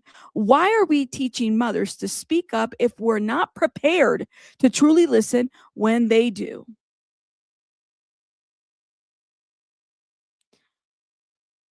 Postpartum depression is real. No one's disputing that. Right? We're not disputing that postpartum depression is not real, right? Mm-mm. No. Intrusive thoughts are real, and asking for help should never make a woman feel ashamed, dismiss, or afraid. Or of what honesty might cost her. Okay, we cannot keep waiting until after another tragedy to decide a mother deserves more support. Now, there was another woman up in here who burned her children. She was doing the most, online, and she burned her children. Okay. With the candle. We have to, and apparently she's got excruciating mental health, guys. She really does. I'm just struggling with the comparisons that we keep making as it pertains to cases like this, because they're all very much unique, right? Wouldn't we say that? I wouldn't necessarily say that Hayden is Lindsay. No. Completely different stories. I would agree. Thank you. Right? We know that Hayden has never done. Matter of fact, she was shamed publicly for giving up taking care of her child, because mothers are supposed to take care of their children. They're not supposed to give up their children. She gave up her child to the person that she loved and trusted the most, which was at the time her fiance, right? The father of her child.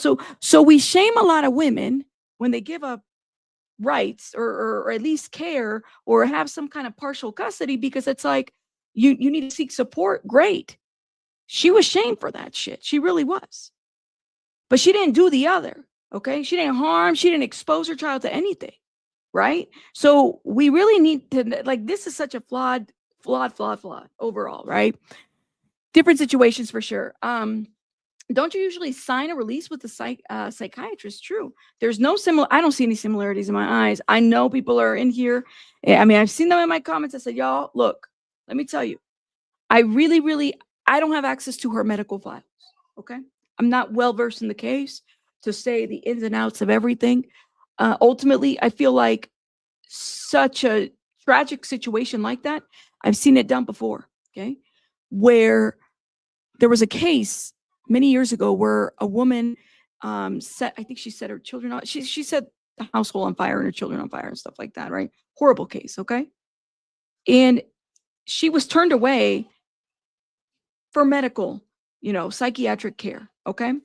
She was misdiagnosed, all right, okay. But there were other agencies that were involved too at the time, and they also failed and neglected to act. Could that have been prevented? Absolutely. Lindsay's situation, could that have been prevented? I mean, I like to understand.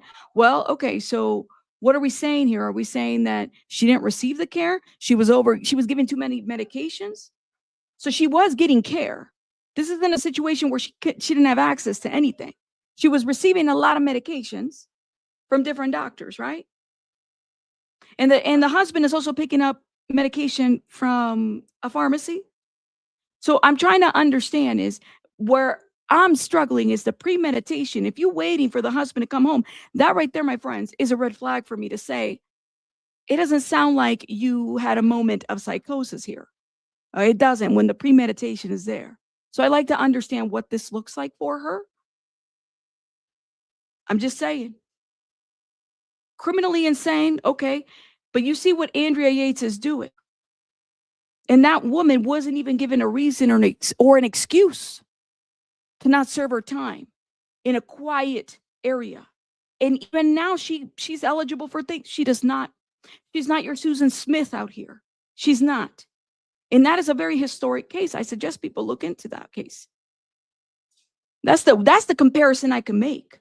I can't make it to Hayden. Y'all need to stop with that shit, honestly. Said anyone not having proper help or support for stress alone, mental health can cause a slew of symptoms. So does any wrong meds RX. Oh, I don't disagree with you at all, Jax. Absolutely.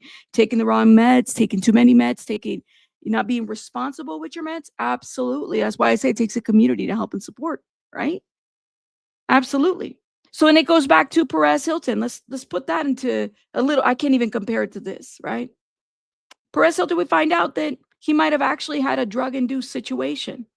So this wasn't even like a, I don't know, drug-induced from what? Y'all, whatever medication he was on. But this wasn't a situation where he just suddenly had psychosis. No, like if it was drug induced, that's all irresponsible doing, right? Like he's going to have to bring that up. And then the children, present or not, because that's also been disputed, different information that we're getting from the family. I'm trying to figure it out still. What are we saying here? They're also like, they were exposed or not exposed to things. I mean, I have to wonder about that. Okay. So he also, with his, taking away, at least having temporary guardianship, that's the smartest thing that a person can do, right? Shouldn't be taking care of your kids if you're not ready to take care of them, right? Doctors are not taught how to properly take patients off medication seriously. Like, benzodiazepines, I agree, over prescribed medication. That's the connection, not the postpartum. Okay, so we're saying that the medication is the connection, Yanni. Okay, so she is let me see. Did I read this correctly? She's also a nurse. She's a former labor and delivery nurse, right? So as a former delivery nurse, I think that there's a bit of a, knowledge that she would have to have, right? Like she would have to know, okay, like I can't be, fucking around with these medications this way. I got to be careful. I'm a social worker. There's medications I've been prescribed and I'm like, easily, somebody takes this medication, that makes an addict. So I got to be responsible with the meds that I take, right? I can't just be willy-nilly. I can't just take this Adderall and then that other medication that could interact or interject. And, we're not talking about somebody that didn't know the difference between interactions. I mean, she's a nurse. So I don't know, man. You said no comparison, just both postnatal. That's it. Different stories. Gotcha. You said they need to start testing people's serotonin levels before, and a Canadian Crusoe, I agree with this. You do need to be thoroughly evaluated before you're taken or put into stuff. Now, do people get crazy with those medications? Yeah, they do. You have psychiatrists that do the most with these medications. They don't checks and stuff like that. But you're talking about a labor and delivery nurse, guys, somebody in the medical field that understands what this looks like. I'm curious about this. I just don't think that we should just say, blank, it's postpartum. No, it's deeper than that. In my postpartum, it's not going to look the same way that yours does, right? It's the same with that, like Hayden said. She said people think that postpartum means that you want to off your children. That's not always the case. We got to be careful when we put these blankets on. I don't understand the rationale behind not allowing children. Why not? There you go. Women need to pay attention to the men who have absolutely zero compassion or empathy for women, says Joe. Ooh, my husband listens in and replies. Psh, they're backlog in forensics in Mexico, says Mar. Okay, hold up. This woman literally begged for help. She told too many professionals that she was thinking about unaliving herself. And she never told about doing this to the kids because she was afraid of losing them. All right. So let me ask you, Joey, and I'm not discrediting this point. I do want to understand for the people that feel like, and I know it's a lot of people in the chat, for the people that feel like Lindsay was putting a lot of signs out there, and nobody was listening or they were ignoring. What do you guys think that Lindsay should be convicted of? Or should she be convicted? She's saying she's not guilty. What should she not be convicted of this? All right, so then let's talk about Nick Reiner. Nick Reiner is also another situation. Off his parents. People have said that he's schizophrenic too, right? Or schizophrenia or something to that effect. Like, we have to put these into perspective. What are we doing here? Are we looking at mental health a little bit differently? What are we saying here? That's what I want to know. Are we saying that people that commit these kinds of crimes should not be punished? Should not be convicted? What does the criminal justice system look like for someone like Lindsay Clancy? I'm just throwing that out there. I don't know. I don't agree or disagree. I'm just trying to understand, what does accountability look like? Should they be held accountable? Should they not be held accountable? And again, this is a serious conversation because anybody can go through something like this, guys, honestly. You said agree about not teaching folks to come off prescription or ever asking what they take, eaten supplements. I was missing. Okay. Thank you, Jax, for your opinion. People are trying to make structural comparisons, not literal ones. There you go. Thank you. Lindsay defends is postpartum psychosis, not just depression.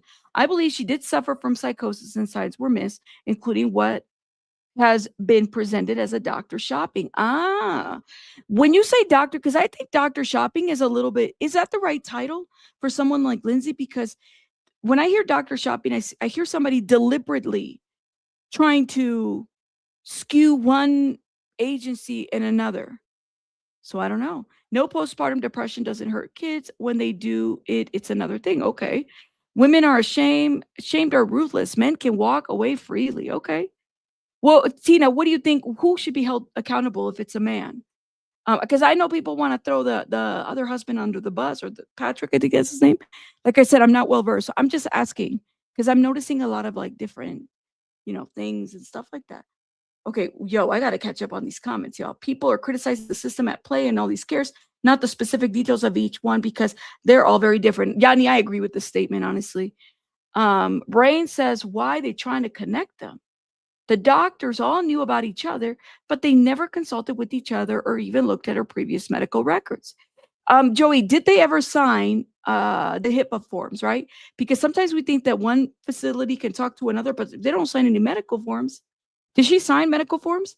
Talk to Dr. So-and-so so I can see this doctor or whatever. And what made her doctor shop, if that's what it's called?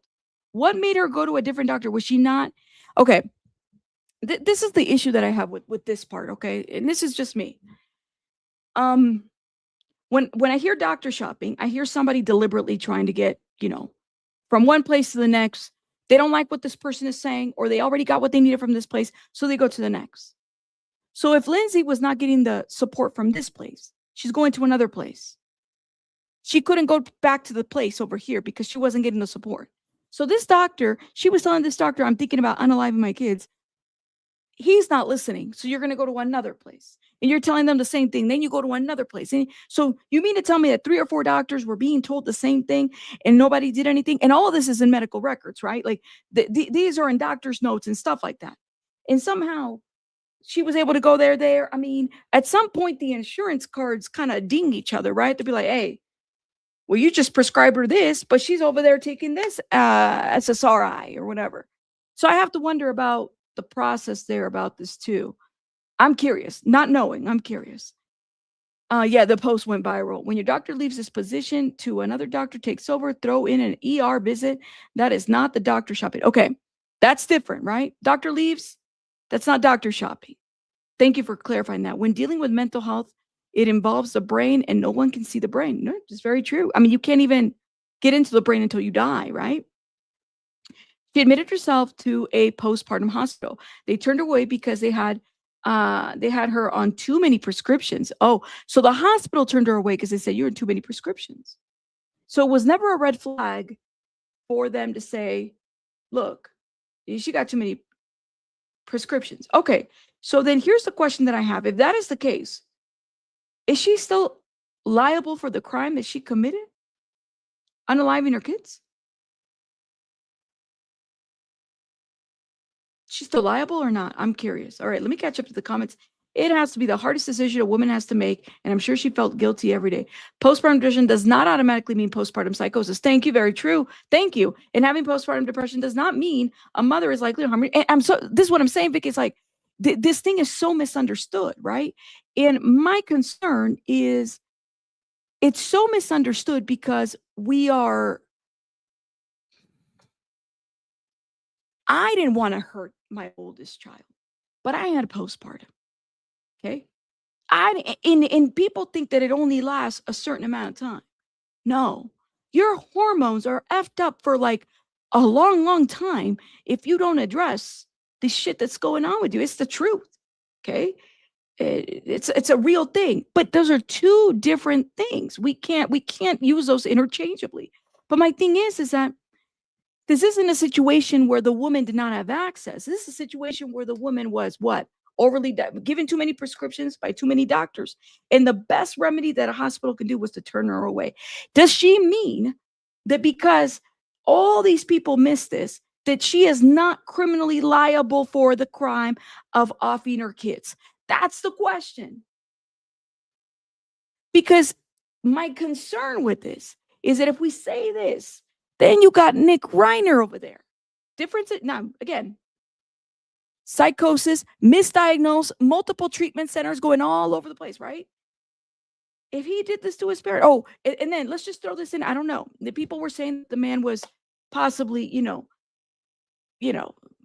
there's some stuff going on with him and other individuals and stuff like that. Are we saying that he can't be held criminally liable for ending his parents' life? That's what I want to know. I want to know this because I think this is important, right? If we can have a mental health court, and again, different crime because mental health court is a little bit different, right? Where the court is very engaged in a person's treatment, making sure that, okay, like they're on probation, they're on, whatever it may be, they're coming in, they're doing their best to get their life together. And I've had family members even engage in that, right? Like I get it. They're doing their best. Sometimes as a family member, I can't be their intervention. I love, sometimes I try, because we need support, but sometimes the intervention is bigger than us, right? Like you're going to need the court to help you out to make sure that, they're meeting with their PO, and there might be a mental health PO, right? But are they, if they cause chaos or something happens, are we saying that they're not criminally liable for the crime that they have committed? I guess I'm confused by that. Let me know. You said, let's see. I think people are conflating medication with care. To me, to many things, criticizing the system, that's part of the story. I agree. We can criticize the system till we're blue. Thank you. Thank you. And I have to argue the premeditation. If you are not in your right mind, how is it premeditation? Vicky, let me ask you a question, because I like with the premeditation part. If she, as the DA says, I'm not saying, look, this is still up on trial. You people, shout out to y'all watching this case. I see people going absolutely off, really feeling like they can compare this woman to other people. And I really think that that's wrong to do because you can't. Because like Vicky said earlier, what looks to you postpartum is going to look different to another person, to another woman. When Hayden said this in an interview, and that's I even said it when the news came out. It stood out to me because she's absolutely 1000% right. Postpartum depression doesn't mean that that you have a desire to off your children. No. What that looked like to me is not going to be the same. And I don't have any other underlying conditions, which is another factor. If you have bipolar disorder, if you have other, like all of this can be exacerbated, right? So we have to understand that. But when the DA is saying premeditated, right, that she waited, prosecution argues that she acted with deliberate premeditation and understood her actions, making her criminally responsible. What did those actions look like? She waited for her. She did this. She waited for her husband to come through. That's different. That's different, right? Thank you, Joey, for saying this. Shout out to everybody. Hold up. Let me go down a little bit. Whew, yo. Let's see. Yeah, I don't know, Crystal. If I don't know if I can. we stick into one trial at a time, yeah. We stick into one trial at a time. You said that's the problem, though. She's taking care of the kids until that day. Okay. You said they was exposed because she was banging at the car window while I was trying to flee. Okay. That's right. Thank you. You cannot compare Paris to a mother. No, I agree. I'm saying in terms of like him not having custody, right? Like people stepping up. My comparison was more so to Hayden when she said that, she was criticized because she had to give up. Well, she didn't. She wanted to give care over to her significant other at the time. That's the only comparison. I'm totally not the same case. Totally. The defense isn't trying to just say too many rugs. They're saying PPP, not PPD. And again, I'm convinced that's what happened now that I've watched the trial. Okay. All right. I don't think you can compare the most. No, people are criticizing the system that trains these professionals, how disconnected they really are. Okay. So again, I mean, should she be held accountable, even if she has a disorder? Okay. Man, let me ask it here. I think it's the best way to capture this question. If Lindsay, hold on. still be held criminally liable if it is found. I kind of want to gauge everybody. Found that she was struggling. What did you guys say? PPE or I'm not PPE. I'm sorry, PPD.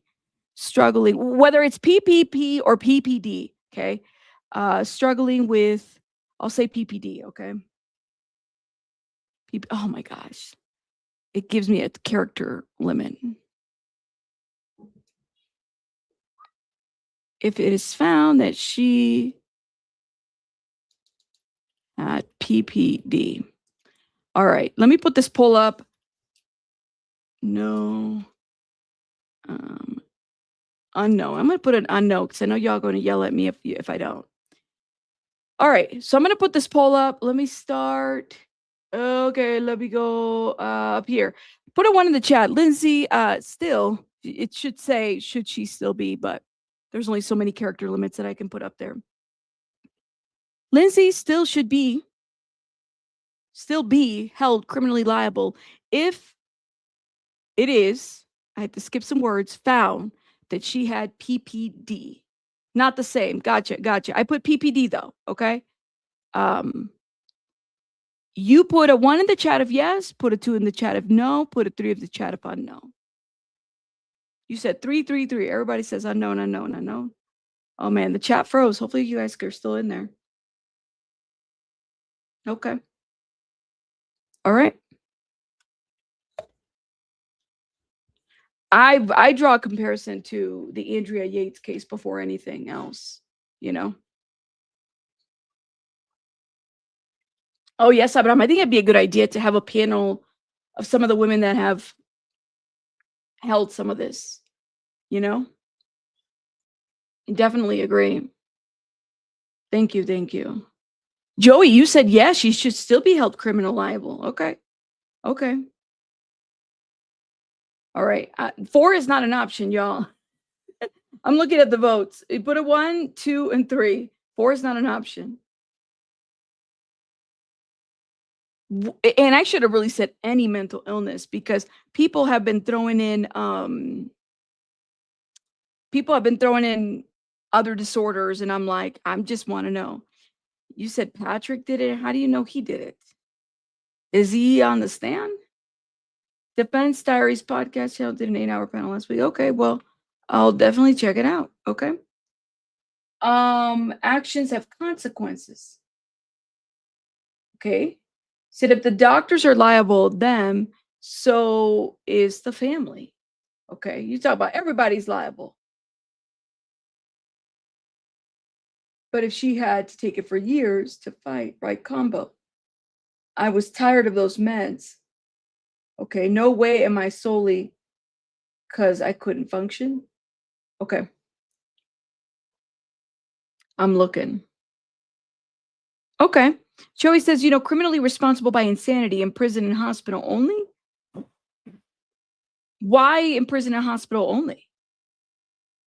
Okay, well, let me see. Let me see something.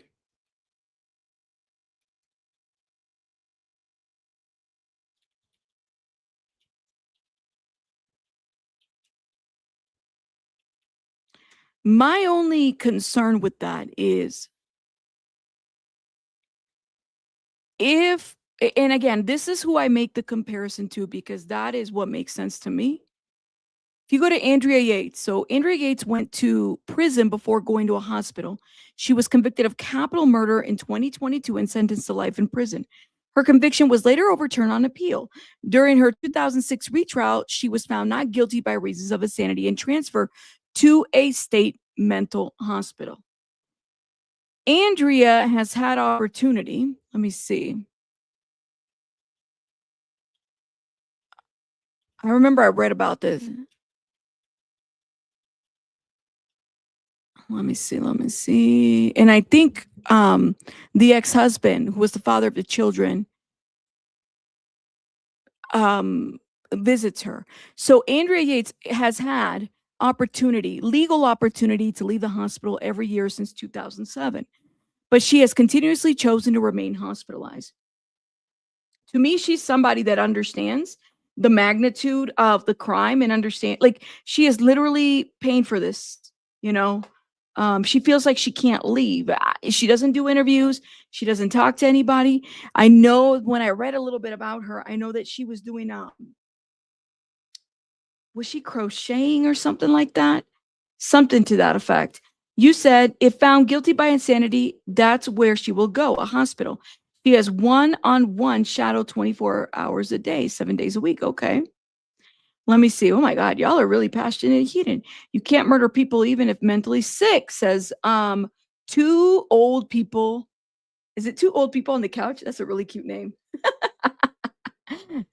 Two old people on the couch. This is what the trial is for, to determine if she goes to prison or a mental institution. Okay. Says she never told the doctor she wanted to hurt the kids. She only told her mom and her husband. Miss K. Miss K. She never. So why didn't the mom and the children, her mom and the children, do anything? Oh, okay. Okay, friends. Okay, friends. Thank you for being a friend. Thank you. Okay, friends, hold up. What is scary is that I've been okay, hold up, y'all. Sorry, I'm trying to say, I think it's odd that people think she's okay now. They have her on a one-to-one intervention, which is incredibly rare. Only for those with high risk, they can't be trusted alone. To me, that shows still sick. Okay. Okay. Gotcha. Sorry, I'm catching up on the comments. Let's see. Emily, thank you, Emily. Shout out to you. You said one of something, not murder. Okay, not murder. So what are you thinking if it's not murder? Oh, Lord, y'all are really passionate. Okay.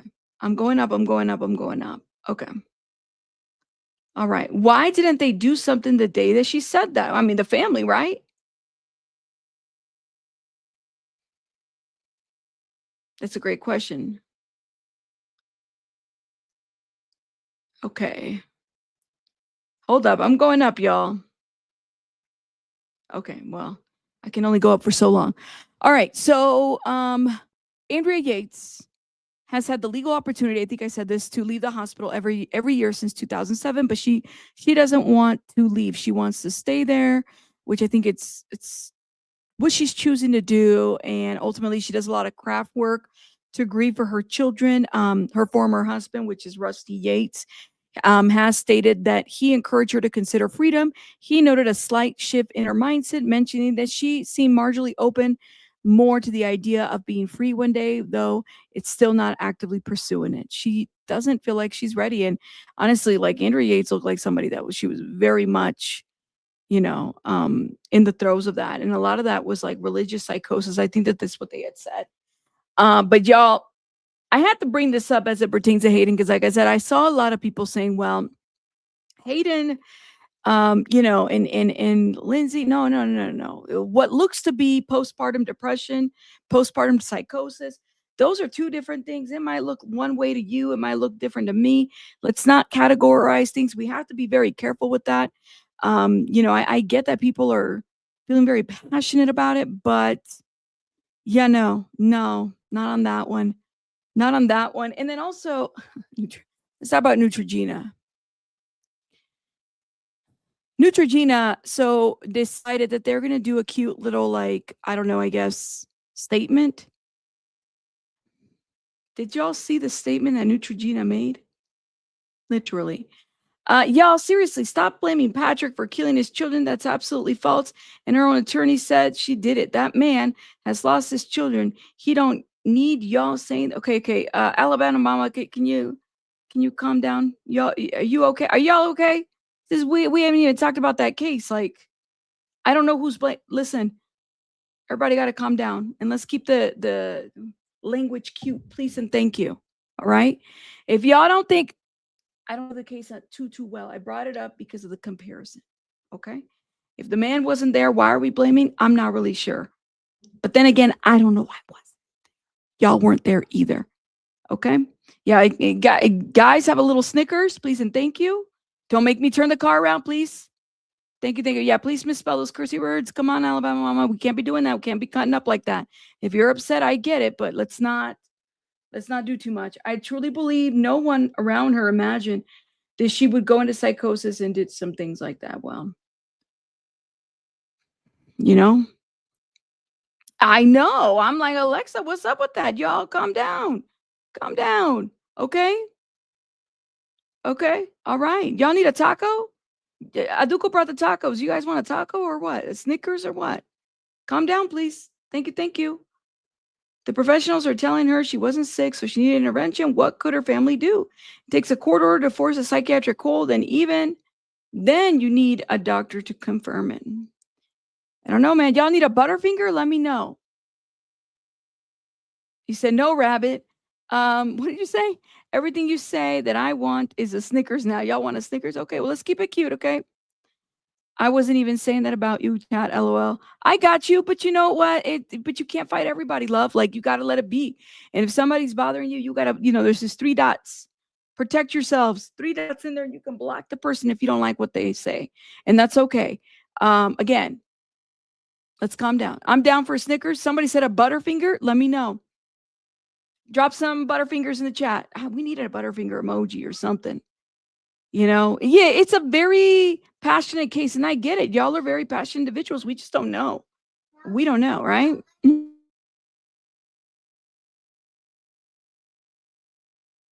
Oh, you troublemaker. All right. Bye.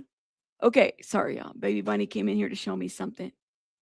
It's publicly volatile. Well, I heard that the people are fighting. I said, why y'all fighting? Calm down. I feel like if they said the doctors, well, ultimately, I mean, isn't the system so bad that at this point, if she was doctor shopping or she was looking at different doctors, something needs to happen because it's not working, right? It's not working. So personally, I think she needs to be held accountable. And the people that were giving her medication and not reviewing her file should also be held accountable too. People that, denied her, especially if she said this to medical professionals, yeah, y'all should be held accountable. I agree. And why wasn't, if she was trying to, if she said, because Miss K is saying that this didn't happen, so I don't really know. If she told the professional that she wanted to harm her kids or she had thoughts, that should have been a CPS referral immediately. But I don't know what happened there. So y'all keep it cute, okay? All right, are we ready to move on? Let me know. Do I have permission? Can y'all give me the green light to move on? Move on. Throw. Yo. Oh my goodness, I forget. Y'all are so feisty. I love you, but it's too much. Can we move on? Can we move on, please? And thank you. Let me know. I'm waiting. Okay, let's roll out. Roll out. Okay. All right. Let's do that. All right. So I was looking at the Neutrogena website, okay? No, I'm trying to get there, Caroline. The chat is fighting. Y'all throwing tomatoes at each other. That's why we got to get there. Thank you, guys. Not until you hand out the Snickers. There you go, Bratty. You said, I'm smoking lava pound cake concentrated. Yeah. Well, pass it around, love. Pass it around. Yo, first of all, I don't use Neutrogena. I think I used them once for their face wipes, like their makeup wipes and stuff like that. But I don't really be buying the products like that. Yeah, I don't really buy their stuff. But I guess I want to know who in their lawyer, who and what had happened, right? So they did a little announcement, right? Now, mind you, Hayden had written her book and it was released in May, and she had exposed Neutrogena then. So now after Hayden passes away, they decide to write a very, a statement about her passing, okay? And it says, we're deeply saddened by Hayden passing. For more than a decade, Hayden was a valued member of our Neutrogena community. No, she wasn't, because y'all said no. You guys said no. We are proud to have partnered with her and understand we made her feel unsupported during a very difficult time. You take away my work contract, you're going to definitely make me feel unsupported for sure. And she said, this is not what Neutrogena stands for or who we want to be. Oh, Hayden's courage in sharing her challenges helped inspire important conversations and awareness. It did, but not for Neutrogena.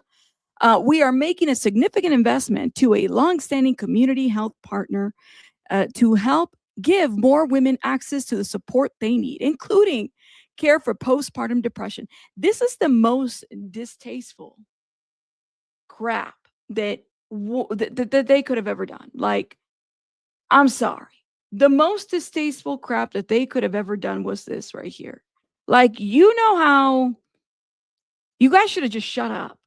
I mean, if you didn't do this back when she was alive and she outed you guys in May, when the book was out, why would you do this now? See, this gives me the sales have fallen. This gives me everybody threw away their Neutrogena face wipes, makeup wipes. This gives me, we got to say something. We're making a significant investment to a longstanding community, a community of healthy partners to help give more support to women, including care for postpartum depression. We will share more details with this community when plans are in place. And of course, the comments are zero limited, unviewable for anybody. You can't make this shit up. I was like, oh, well, that's not cute at all. They're receiving a lot of heat and the loss of money. Absolutely. It is the worst product. I cannot. This is beyond bad PR, right? Y'all need, Neutrogena, fire your PR person. This was bad.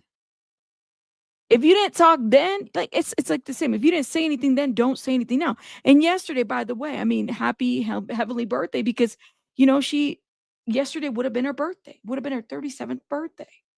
And it's just so sad. Like, literally all of this is it's been a shock. And now with the DA investigation and everything, you have a situation where everything should be looked at. Everything should be investigated. There's conversation about whether this guy is going to be charged or not, what this looks like overall. There's videos of, oh man, when I saw this video, I literally was like, oh, this is so upsetting to watch. She was fighting. She wasn't fighting. She was in the midst of a fight and she got hit in the fight. She got dragged, and this was all caught in the video, and she was there with him. Something was going on. There was a back and forth, and you could see her actually being physically hit. And so it's like there was so much going on at the time. Literally, when all this went down, you said the PR stocks have dropped. Be real. I definitely agree that the PR stocks have been dropped. Now, the question then remains, and of course, we had to bring in Garagos, because I'm just trying to figure out, well, what is this going to look like? Is the boyfriend going to be charged? Is the boyfriend going to be charged? What is going to happen? I do wonder, what if he's the supplier? We don't know what those messages look like. Let me know what y'all think. Let's watch this and give some commentary. Doing and knew that it could lead to death. On the other hand, if you didn't have it, they'd say, why didn't you have it if you knew what you were doing and you could have had it there as a precaution, and somebody died on your watch. So let me give you a scenario and see what you think of this. And I want to make it clear up front. This is a scenario. I do not have a factual basis for any of it, but this is an interesting point to me. Several decades ago, when John Belushi overdosed on heroin at the Chateau Marmont Hotel on the Sunset Strip, I forgot about that. The DA filed charges against a woman named Kathy Evelyn Smith for injecting John Belushi. Do you remember And by the way, Garagos, you said Garagos. Garagos was the lawyer for the ketamine queen. She lost she's been sentenced, y'all. I think she's going to be there a good many, many years. Garagos was the lawyer for the ketamine queen too, just so people are aware. The lawyer who represented her? Oh gosh, I forgot. And ketamine queen is Matthew Perry, right? The woman that was supplying all the stuff. You said Garagos gets around it. Who said that? Was that Ronan who called it Garagos? Yeah. It was Paul Fitzgerald? The late, great Howard Weitzman. Oh my God, it was Howard. You're right. So she got she got charged and I believe convicted of manslaughter, and that was for facilitating it. If there were a case, and suppose like in this case that Brian knows she's doing drugs, and again, I have no factual basis, but I'm just asking about the scenario. If the police believed that the two of them were doing drugs together and she OD'd and died, does that create any criminal liability I think that goes back to what I his said. part? If he makes a statement, and it doesn't have to be directly to law enforcement, but if he were to make a statement to his brother, for instance, or to somebody else, then it would be admissible, not hearsay, because it's a declaration against penal interest. And a prosecutor would use that statement in order to say, especially with Narcan present, that this person knew, they had the knowledge, that gave them the criminal intent. I mean, you could build a case, and your memory is great for remembering that they did build a case here in Los Angeles County many decades ago in that very similar situation. So, but that's what I'm kind of getting at, that if two people do drugs together and they're illicit drugs, say, and one of them dies, why is the surviving drug user, why do they have any criminal culpability because the person they were with died? What do you guys think of that question? You said, I think it's possible that she had the Narcan in the case and they both OD'd and the brother used it on him and not her.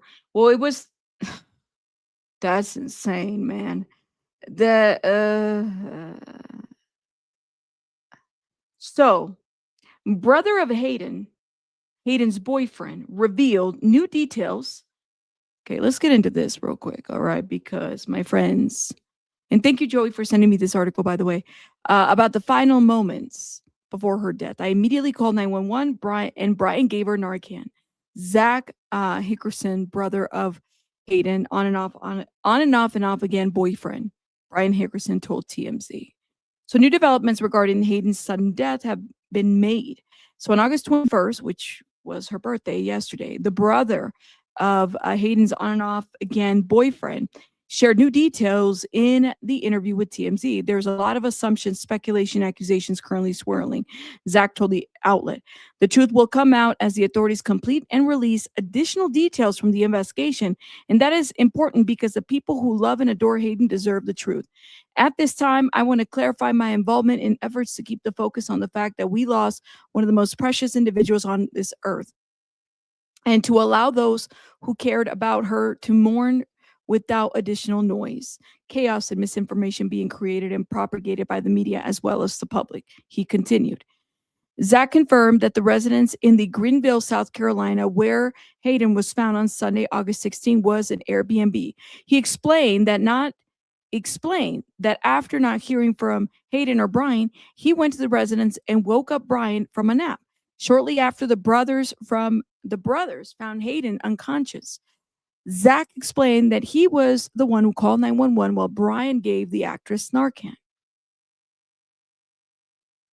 On August 17th, a source told people that the Narcan was found in the scene. Narcan is a treatment designed to rapidly reverse the effects of life-threatening opioid emergency. Hayden had previously been open about her struggles with addiction. On Sunday morning, I woke up at my Airbnb, got dressed, and went to church. I exchanged messages that morning with Brian on my way. We planned on us all getting lunch and playing indoor golf after the service. When I left the church, I called and texted both of them. When I didn't reach Brian or Hayden, I assumed maybe they fell back asleep, so I drove over and went to the Airbnb. When I got there, I knew the code to the building and not the door code to the Airbnb. He continued, I knocked loudly, which apparently woke Brian up from the nap. They were both taking on the pull-out couch in the living room. There's a typo there. I think it said taking a nap on the pull-out couch. When we went in and tried to wake Hayden up for lunch, we realized she was unconscious. I immediately called 911. Brian gave her Narcan. We then jointly performed CPR while 911 was on the speaker until fire and EMS arrived. At that point, we watched as they try to measure every measure possible to save her life. Zach told TMZ also that he is beyond heartbroken by her death and a tragic and traumatic loss. Hayden was one of my dearest, closest friends that I loved and cared for about 8 years. Out of respect for her loved ones, the speculation and sensationalism of her death needs to end until the facts can be released by the investigation. So in that, we noted the report, we read it, like the brother was very emotional. Brian wasn't so much until he found out that she had actually passed. His background obviously is very sketch. He had been in trouble with the law and whatnot. Mom has publicly talked about Brian. I don't know. It's kind of like one of those things. It's this whole dynamic with mom, Brian, and even how Hayden described it. She said, although my daughter and I were estranged, it is not for lack of care or love, right? It was due to the involvement of a toxic individual who I believe led her to her death. So mom is saying, like, you led her to her death. And it's weird because Hayden said that mom was closer to Brian. I think there was like a interview out there. There was a lot. It's just so sad. You said, let me see. I just wonder about what drugs were found in her system and if it was all an accident with the mixing of drugs. So let's go back to the Garagos and Levin commentary, because I think he's asking an interesting question. All right. You're kind of positing this crime and punishment idea of basically of Russian roulette. I've argued this on a number of different occasions, that why is the person who survives in this situation the person who gets prosecuted? You see this, by the way, in what I characterize as mutual combat situations. Somebody gets in Hollywood, I can't tell you how many cases I've had where somebody gets into a fight outside of a bar and one person dies based on one or two punches or something. The person who survived, who may have been hit, is the person who gets prosecuted because they survived and had a better punch. It's kind of a prosecutorial. But where's the punch when two people are doing drugs and each are doing it voluntarily? I mean, I get where he's saying mutual combat would be two individuals fighting. DV is not that. Kathy Evelyn Smith actually, I believe, injected John Belushi. Injected as well. And I think that was the case, and that was the theory. But and that's also the theory with Matthew Perry. So let me they went steps removed from there. So let me give you a scenario. And again, this is just a scenario. Suppose it's a hypothetical. A hypothetical. Suppose he went out and got the drugs, and the two of them then did the drugs, and she died, but she took it of her free will. It was something that he didn't necessarily inject or anything like that, but whatever she consumed killed her. But he supplied it and brought it over, and the two of them partook together. Is that enough to establish criminal culpability? Well, running around in my brain is a case many years ago. I think it was out of Van Nuys Court, and I think they did prosecute on that theory, and I think got in. If he supplied her, that's the thing, is like, I wonder where access supply her, and I really think that she didn't want to be with him, but maybe that's what he was supplying her. And so because he supplied her, I mean, he could be found liable one way or another. This is going to be something to kind of watch. And I mean, if we get there, we'll definitely be, if there's a criminal complaint that follows, we'll be here for that. We'll see. You said it took my sister. Oh, hold up, guys. Ooh, you said fentanyl usually takes 3 to 4 dosage of Narcan to bring it out. That is just poison. Yeah, it's just so much poisonous crap out there.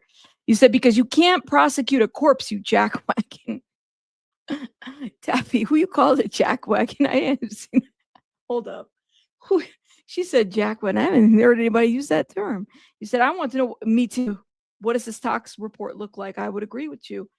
Thank you, May. Thank you. You said, thanks everybody. I know Narcan works, but like I said, sometimes you need more than just one kit. The drugs these days are so strong and much stronger than they used to be. Maybe I'm so sorry for your loss. I think I saw a little bit of the comment up there. Yeah, I mean, They had it handy, right? They had it there and it was handy. It's what it sounds like. Yeah, there's not a lot of empathy for mom, I think, at all. That message would have been written a lot better by ChatGPT than mom, I think. How did Hayden meet Brian? That would have been a great question. I mean, it sounds like they've been known each other for a good 8 years, 9 years. I do want to know about that.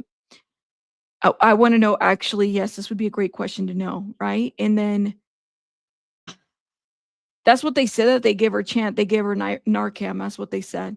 Yeah, that's what they said. I just, 2 minutes, my bear. All right. Baby Bunny's in here. Mama, are you done? Kim, are you? I have to take her out. I am talking about you. I'm sorry. All right. She gave me a dirty look. She don't like me talking about her. Let me stop. You said, thanks, Rabbit. Everyone's sorry for no, May, don't be sorry. She said, are you done, Mama? She's so funny. I know. I thought that was hilarious, girl. I knew that wasn't me, but it was hilarious. You said she was addicted to the relationship. She was sad. I mean, it could very well be a cycle, You better bring that chicken nugget money. Yeah, the Happy Meal. I got to go get her a Happy Meal. That's for sure. She gonna want a Happy Meal today. You said, yeah, she gave me this Barbie. She gave me this look like, why are you talking about me? She got this look. It's a one look thing. I'm like, oh shit, I better stop. Anyways, let me stop. But yeah, like I said, I do wonder, and we're gonna be here, if they talk about it, if they break it, we'll see. I was surprised about Matthew Perry. Never did I think that there was gonna be charges that come out of that. Then suddenly, bam, we got charges. So you just never know. Feels like she was a magnet for awful people. Sad, everyone around her didn't have her best interest, I would say. And she had so much still. I mean, she was young, but yeah. It's just such a sad situation. So y'all let me know what you guys think in the comments about this. Of course, we'll be covering but also let me know. I mean, I know we got into the Lindsay Clancy and that wasn't even like the main topic, but y'all are some passionate individuals and I love you for it. Shout out to you guys for that. But we are I'm going to have to end it because, man, I've been on for 2 hours and I got this child that's looking at me and giving me the dirty look. So I got to go tend to her. But let me go ahead and shout out some people. Shout out to Nebby, who's been here for 35 months. Awesome to be here. Thank you, Nebby. Podcast Queen, thank you so much for the silver stars. Black Owl, thank you for the treat and the jewels. Robin, thank you for the silver star. Be Real, thank you for the can't even. Silver, not civil. Silver star. Thank you. Joey, thank you for the floating heart. Joey, thank you again for the $4.99. Criminally responsible by insanity in prison, in hospital. Thank you, Joey, again. Shout out to y'all. Thank you for Mar. Thank you for the Happy Meal Fund. Thank you. Y'all are amazing. All right, y'all. Let me know. Oh, and Brady Moon Becca, thank you so much for the jewels. Thank you. Let me know what you guys think in the comments. Of course, this is just commentary. Man, I'm just giving commentary. That's all. I don't feel like I know everything. But yeah, the internet is wilding out. All right. See you guys on the next one. Hit the like button. Bye, guys. Oh, hype up. Bye, guys.